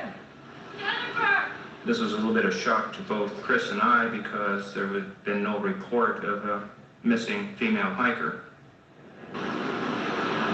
Are you alone? No, I'm with Jennifer! She said, I'm hiking with Jennifer. And this was a little confusing since she just said her name was Jennifer. Where's she at? He's not breathing. I think he's dead. We figured that we had a rescue and then a body recovery.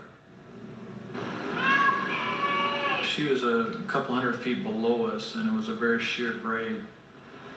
We didn't have ropes with us at the time. Back for a minute, you copy. We have located 2 victims, one's alive and one body recovery. Denver, working on the helicopter right now. I'll get the teams together and we'll send them your way. She was scared. Since she'd been there alone for some time, I started to hike to the end of the canyon to see if I could get down to Jennifer before darkness.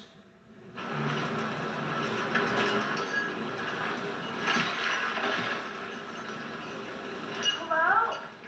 I heard a voice. Jennifer? I immediately knew it was Jennifer number 2, and I was just blown away that she was alive. How you doing? She was shivering. I can tell by the blood on the rock that she had a gash on the back of her head. I can't feel my legs. I knew that she definitely had some spinal injuries. It was very important we got her out forthwith. We need to get this going. It's getting dark quick and she will not last the night. Helicopter is 15 minutes out. We'll be in the air shortly. Yeah, she's doing good. While we waited for the ship to arrive, she told me that they'd both fallen. Her friend, Jennifer, had gone for help. She'd had no food or water for about 24 hours. Like to find helicopters? Do you? You'll be all right, Jen. You'll be all right. Kenny's here to take good care of you. When Nurse Ken Piner reached the scene, he took over her care. Kenny, this is brave little Jennifer. I guess she's doing great. My greatest concern was getting her out and without adding additional injury to her. I could see where she had fallen from. It was about 150 feet up. They told no one they were going to go hiking there, so no one had reported them missing. It was fortunate that we'd gotten called for something totally different. If we had not found her when we did, I fully believe that she would have died before now.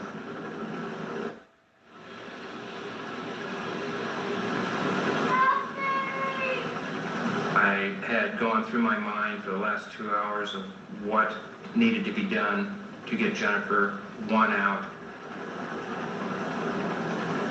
Helicopters cannot fly inside the canyon after dark, so I rappelled down.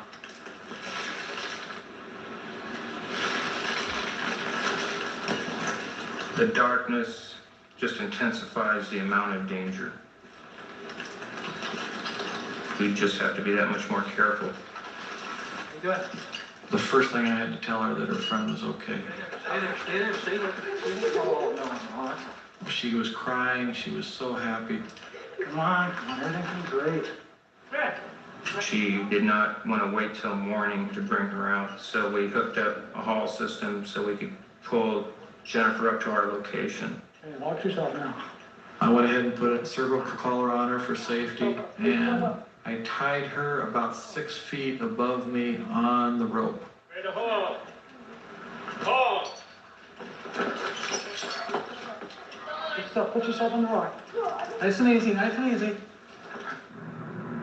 The first victim, 22-year-old Jennifer Mays, had been taken to Desert Hospital, where she was examined by trauma surgeon Oscar Pazalsu. She had the signs of environmental exposure and couldn't feel a pinprick from the belly button down. You can see the CAT scan here. The x-rays were fairly dramatic.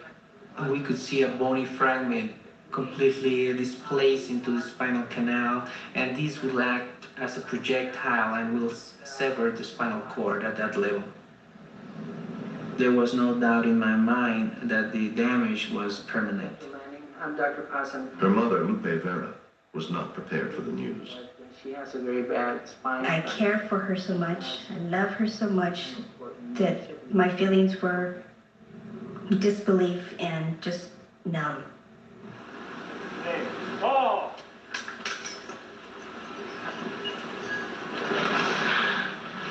Did you work down here? We talked about everything else except what we were doing.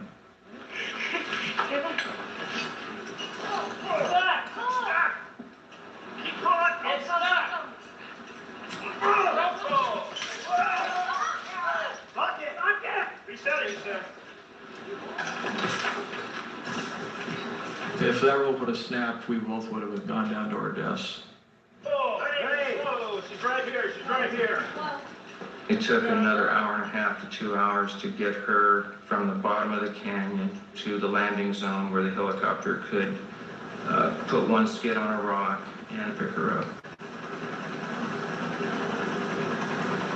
It was the hardest rescue I ever did.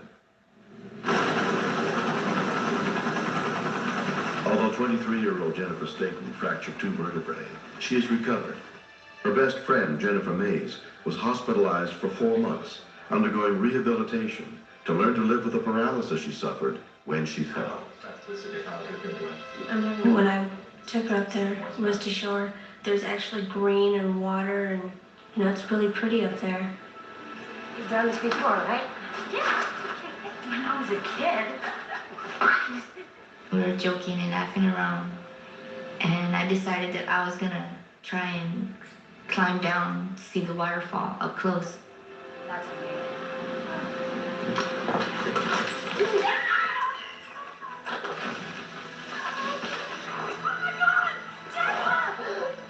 I start to climb down to see if she was, you know, okay.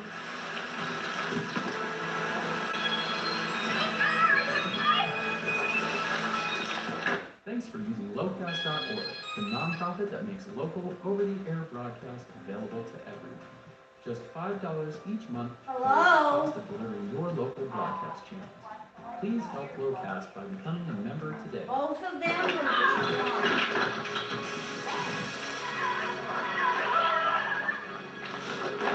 Green one you found? I was not able to move, and that was kind of scary, you know, have no power over your body to just get up and go.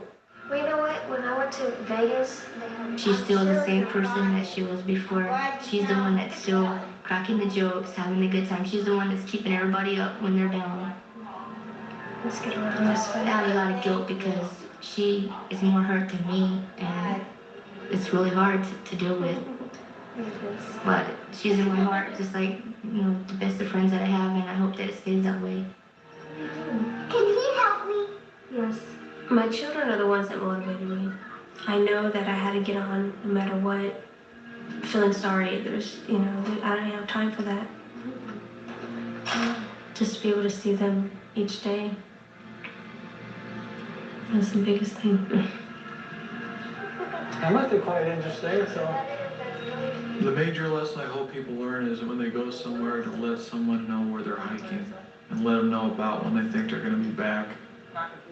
And I also hope that they learn that sometimes those no trespassing signs are there for a reason. They're not there just to keep you out, they're there also to keep you from getting into trouble like the Jennifers did. My legs are up in the air. They're putting themselves in danger to do what they have to do. And without them, you know, I probably wouldn't be here. We got pretty close there. So I just tell them, you got me out of there, you gotta deal with me for the rest of your life.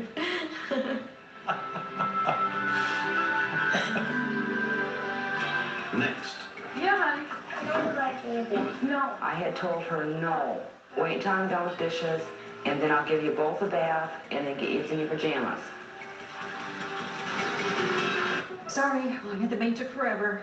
You went into the bank? I gotta get my paycheck in. Mine was in 2 days ago, and I never go in a bank. That funds from where? It will be system.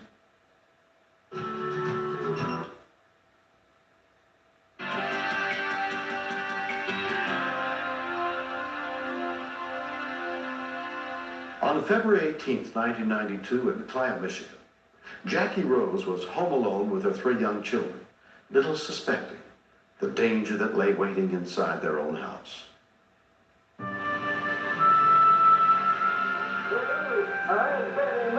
While 4-year-old Leslie and 50-month-old RJ watched television, Jackie and her oldest daughter Misty washed the dinner dishes. Mommy. Yeah, honey. No, honey, not right now, okay? I'm doing the dishes. I had told her no. Wait until I'm done with dishes, and then I'll give you both a bath, and then get you in your pajamas. So when is your trip? Wednesday or Thursday? But she loves her brother, and she tries to play mother hen with him. I tested the water and it was too hot, and I went to turn it down, and I accidentally my hand went the other way.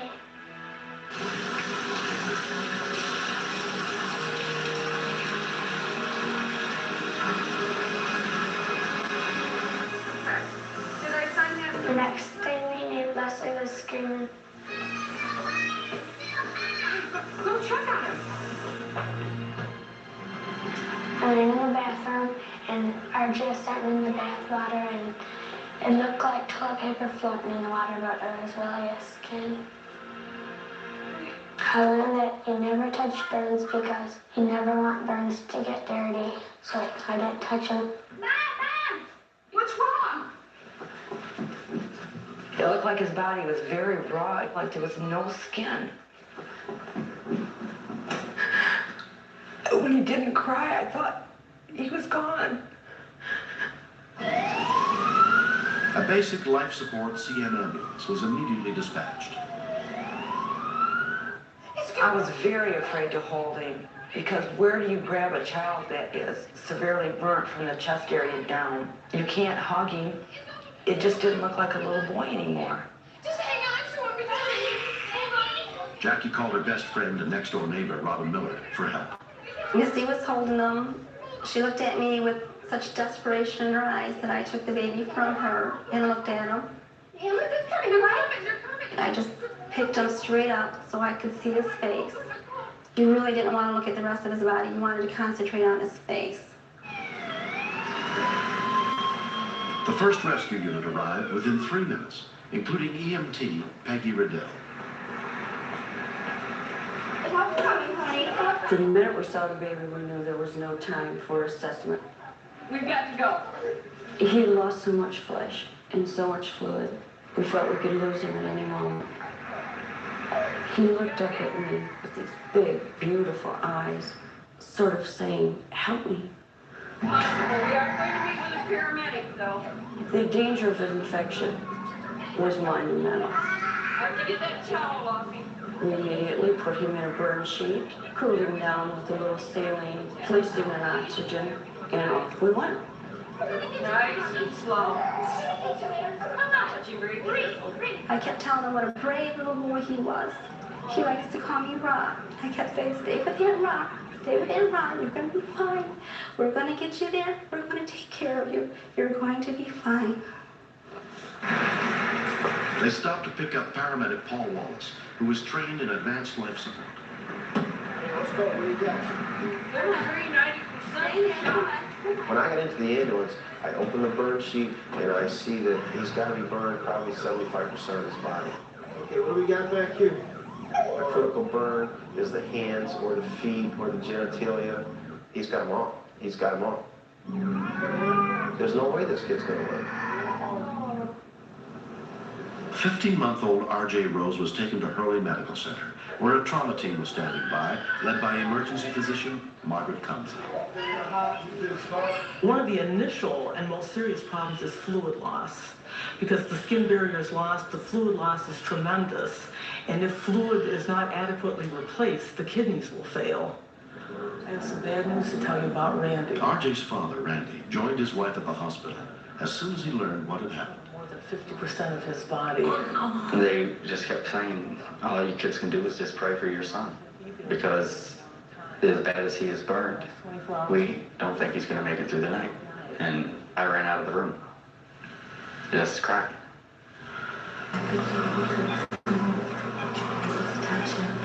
When I first saw him that night, they had paralyzed him, and he looked so innocent, so innocent.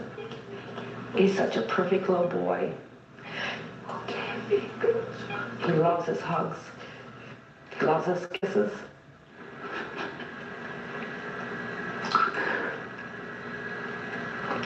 I just had to pray that he was going to be okay. Somehow, RJ managed to survive the night. He spent the next 4 months in the hospital.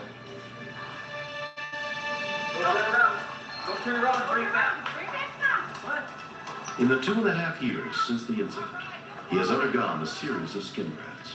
I think that RJ is a very lucky child. He will require more corrective plastic surgery, but he eventually should be able to lead a fairly normal life.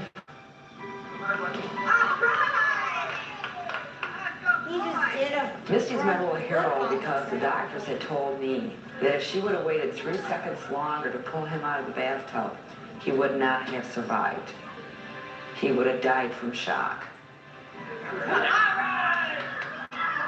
When my brother came home, I felt good and happy that he didn't die. I'm glad I would do something because I can play with it. I love him. I jump on the trampoline with him all the time. Actually, that's a doggy that you like. The lesson here is you don't need scalding hot water in your home.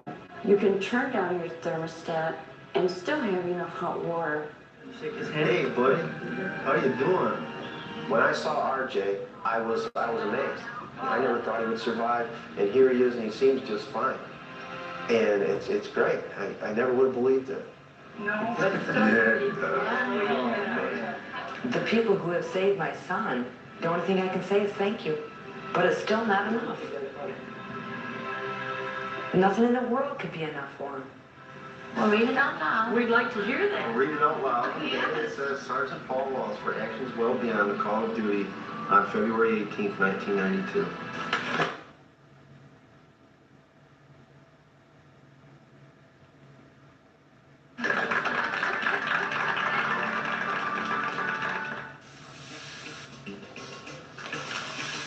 Which of these meals took just 15 minutes to prepare? All of them. Gobble does the planning and prep work for you, then delivers freshly prepared dinner kits right to your doorstep, so you can cook up a deliciously fresh, chef-designed meal in just 15 minutes. Really? So let us deliver next week's dinner. Sign up today and save $80. That's $20 off your first 4 deliveries. Visit gobble.com/cook80. There's gotta be a better way. At Good to Go Insure.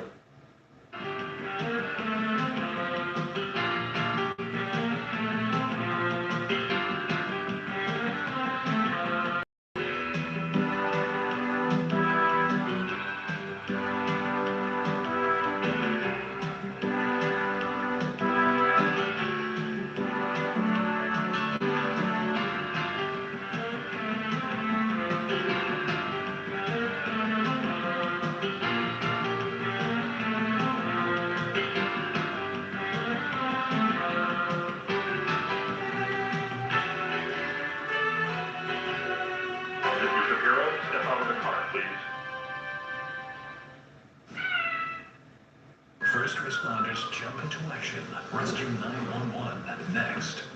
This is 911. Do you have an emergency? Today on Rescue 911. An accident waiting to happen. A boy at the wheel of an ATV drives it straight into disaster. My God! Wyatt! And she was saying, he's dead, he's dead. Plus, a man fights for his life against the freak force of nature. We got the fire department on the way. Drive to the ground and roll. On Rescue 911.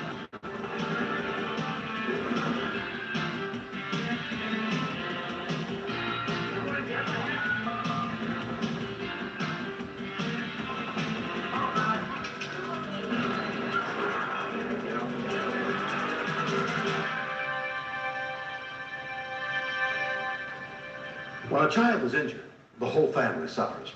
Sometimes the events can be so overwhelming that they challenge the limits of our faith. I'm William Shatner. Tonight, true stories that remind us nothing should be considered impossible on Rescue 911. We begin on July 1st, 1992 in Holland, Ohio, where Scott and Connie Yoder live on a large tract of land near many other members of their family. It's for the little grannies. Motorcycles and racing and cars. It's just all part of the life here that we all live. 5-year-old Wyatt was riding his ATV around the family compound that afternoon. He didn't want to stop playing. He was having fun. Begged if he could stay home with his Uncle Sam across the street.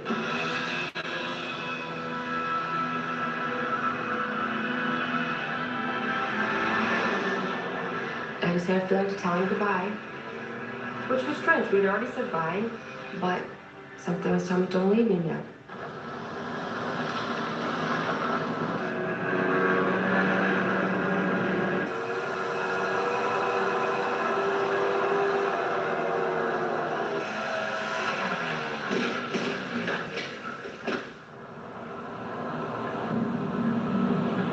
And as I was going down the pasture, and that's when I seen the four-wheeler outside.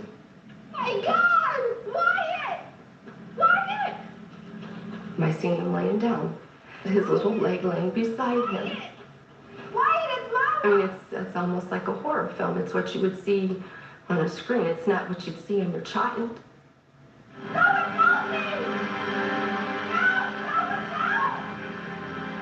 When we continued, his eyes would roll in his head and he would pass out, and then he'd come to, and I thought, it's going to be a miracle if he even lives.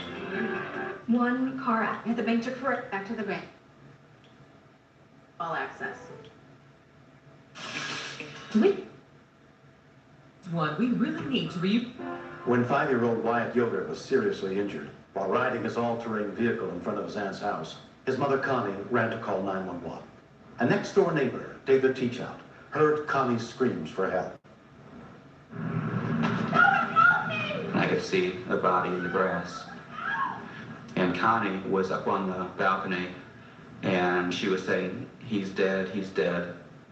He's alive. Put pressure on the leg. Wyatt, can you hear me? Let's just straighten this a little bit. I'm not sure what really went through my mind when I moved the leg, because I know that you shouldn't do too much moving. My main thought was comfort for him.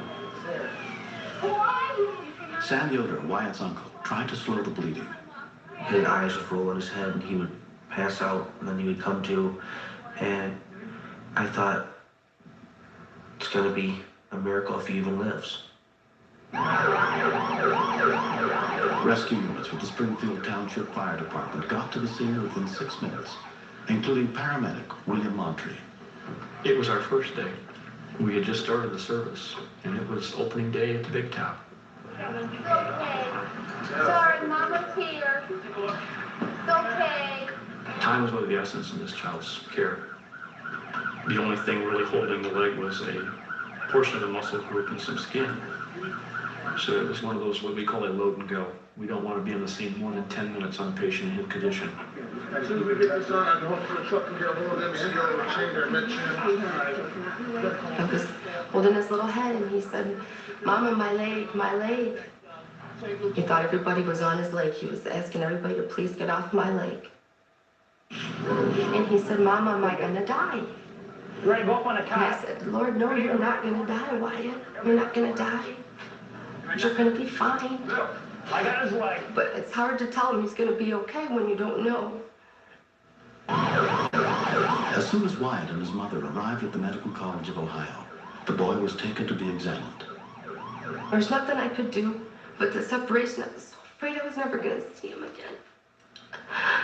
You got no pulses in the leg, blood pressure? Orthopedic surgeon Robert Bielski was one of the doctors treating Wyatt. You know, obviously our initial concern is how unstable he was in terms of how much blood he'd lost. Our second very important concern is whether or not this was a salvageable limb. A doctor came up to tell us that there was probably nothing that they could do for his leg. It was gone. Take a look at his leg now. You know, it's all. Seeing it the way I did, I didn't think that there was anything they could do for the leg. I just wanted my son.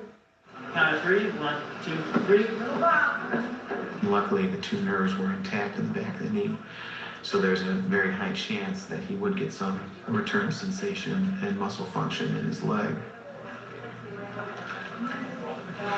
He was in surgery for, I believe, 6 hours. I think it was 2:30 in the morning before we got to see him. And the first thing he said was, "Mama, I want a fudge bar. I want to go home and I want to ride my bike." And it was hard because I never knew if he'd ever ride his bike again. I'm going to be downstairs. During the surgery, Wyatt's father, Scott Yoder, joined his wife at the hospital. It was a long wait, but it was the most wonderful sight in my life to see him rolling by us and taking him into intensive care. Wyatt has already had 7 more operations to rebuild his leg, with more surgeries ahead, and he'll need physical therapy for a long time to come. He knew he was hurt, and he knew he had to work hard. He knew he had to cooperate. He learned a lot of patience, as he had to lay in that bed on his back for a long time. It didn't break his spirit at all.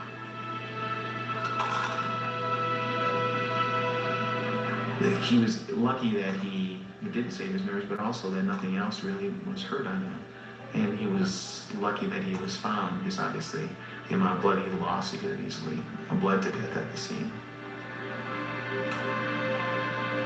I think that a valuable lesson anyone should learn from this situation is that the all-terrain vehicles are not toys. I know people say, why would he be on that? Well, coming from our family, what we've grown up to be, what we've done in the past for years, it wasn't out of the ordinary for him to be riding it. But in my heart now, if they can't pedal it or roll it, they don't have it. That's my new motto. 1 year later, the rescuers who helped save Wyatt still check in on him.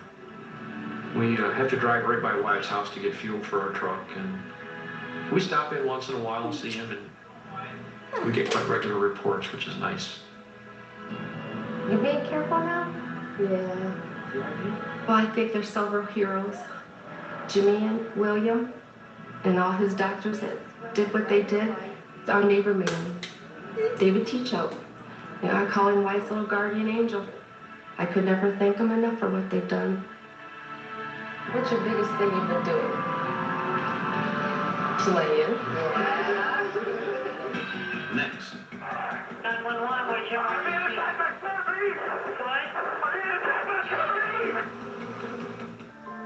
These are unprecedented times, which are called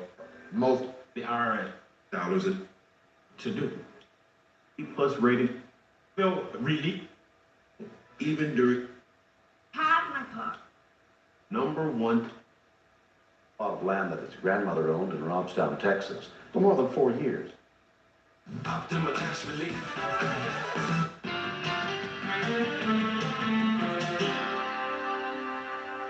20-year-old Christopher Graves had been looking after a plot of land that his grandmother owned in Robstown, Texas, for more than 4 years. So when he showed up there on the morning of August 23rd, 1994, he had no reason to assume it was no longer safe to set foot on the property.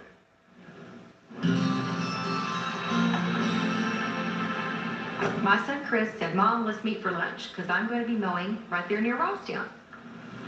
We're just more like friends, really, than mother and son. He's never given me an ounce of trouble in his life. He had his mobile phone with him. I've always, since he's been doing this mowing, told him, in case anything happens, I want you to dial 911.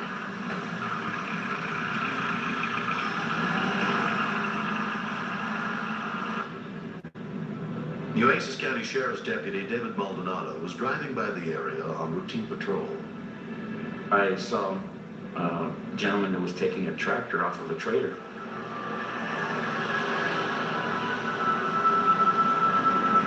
Farmers are always moving tractors around with bush hogs, and it's not unusual to see something like that, so I just kind of really blew it off and just kept on going.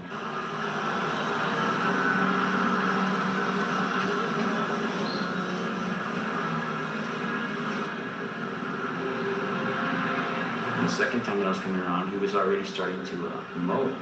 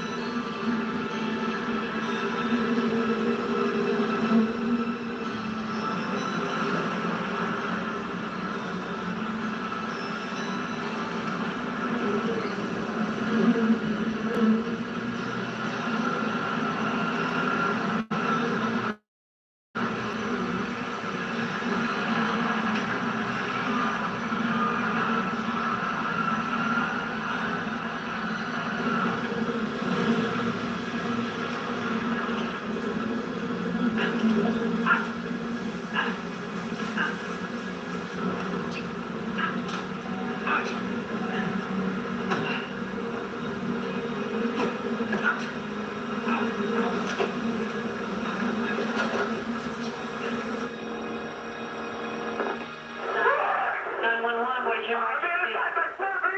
What? Okay, what's the matter? Slow down, calm down. What's the matter?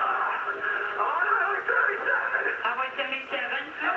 Okay, where at? Are you trapped inside your car? Dispatcher Dorothy Puller took... And what's the problem? I'm being attacked by killer bees. You're being attacked by killer bees. I'm being attacked by killer bees. Okay. I heard the bees buzzing around his head, and I heard him screaming in pain. I knew that I was talking to a man that was getting stung over and over and over and over and over, and I really was at a loss of what to tell him. I can't hear you. Are you inside your vehicle? Yeah. Okay, stay inside your vehicle. Are you outside your vehicle? Can you get back inside of your vehicle? Okay, sir. Okay. Where are you at right now? Can you crawl under the... Can you get anywhere away from the bees? Okay, hold on. Okay, hold on. Stay on the line. Stay on the line. Every time I've dispatched somebody, the guys go out there and they've gone into unbelievable situations and handled it. But this one was going to be a tough rescue. Were you transporting the bees? Okay, get animal control on the line so I can get some advice. On the third pass, it looked kind of funny from far away because you could see this cloud around him. He looked kind of hazy, but he didn't look like a real person. He had something around him. I thought they were gnats, but they were bigger than gnats, and what I started seeing was bees. 1033. Drop and roll! I've had training for traffic accidents and homicides and how to take care of a crime scene. How do I take care of a man who's covered with 3,000 or 4,000 bees? Sir, you got a sheriff's deputy there? Is the officer getting out of the car or is he staying in his vehicle? I can't hear you. Is the officer getting out of his car or is he staying in his vehicle? He's going to pass down.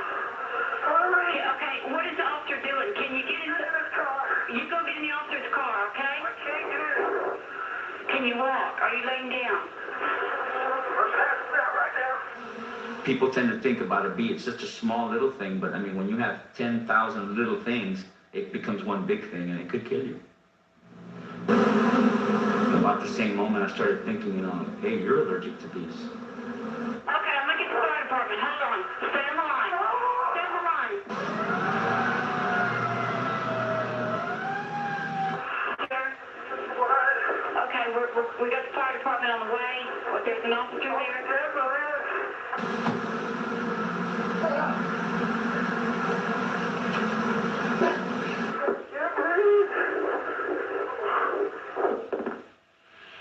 It was silent. I mean, it was silent after that. And we had no earthly idea what was going on.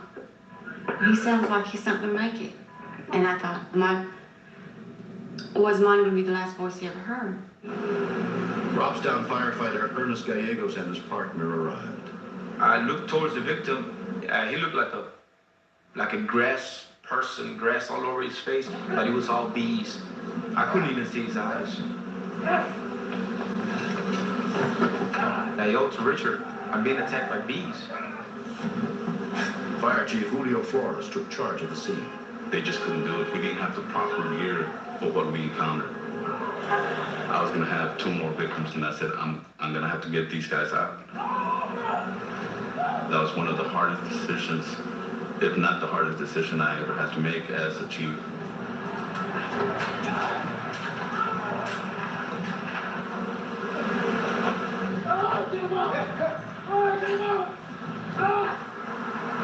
Animal Control Supervisor Noe Perez had had some training in dealing with bees.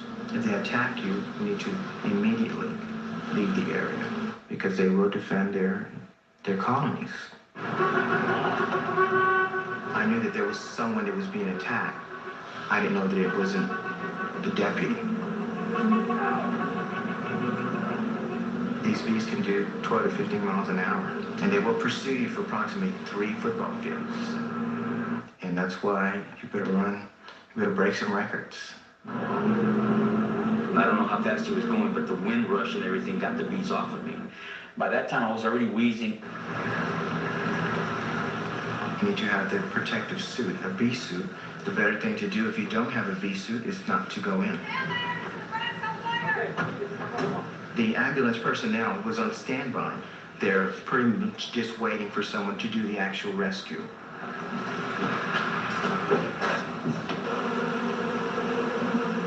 At that point, officers rolling along Tito Trevino motioned me that they found the victim. He was just covered, you know, from head to toe, literally. The sheriff's unit then escorted us over to the hospital. So just a matter of trying to go as fast as we can.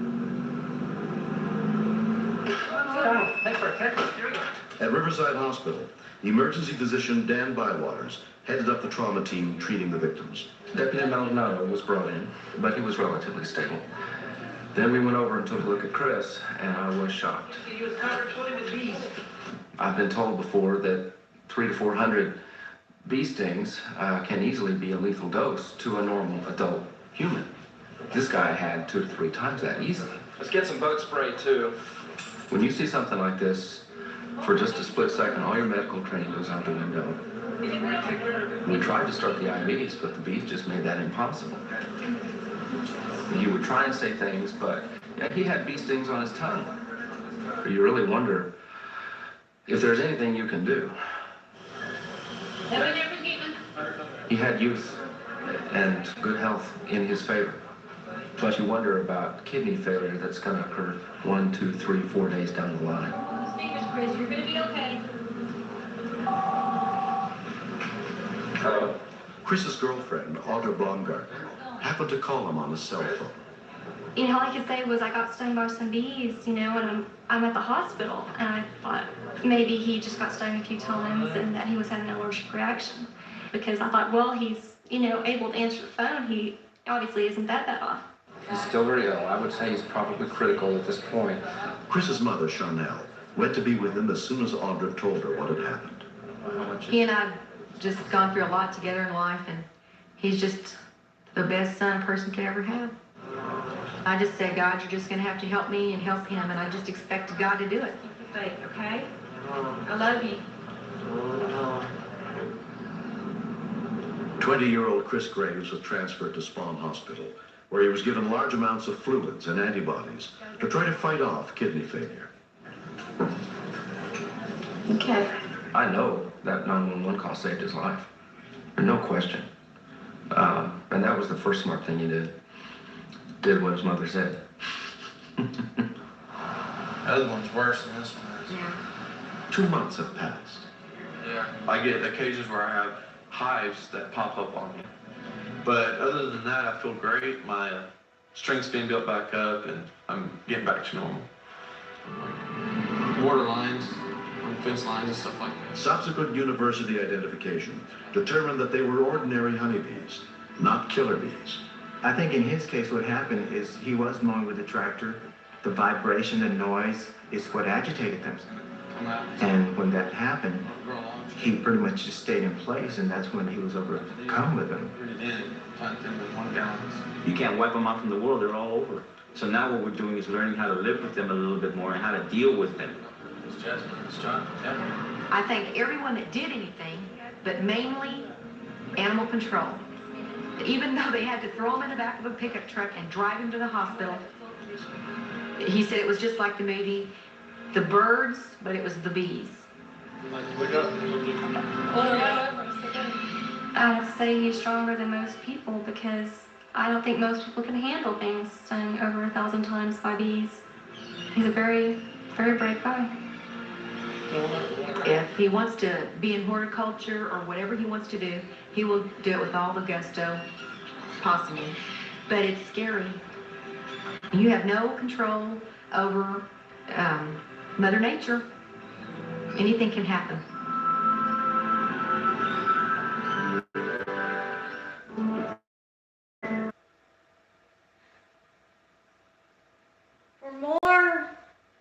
For more Rescue 911 vids, hit the big red button and subscribe. I'm not gonna do any more Rescue 911 episodes tonight because I'm gonna watch a movie and have some red wine.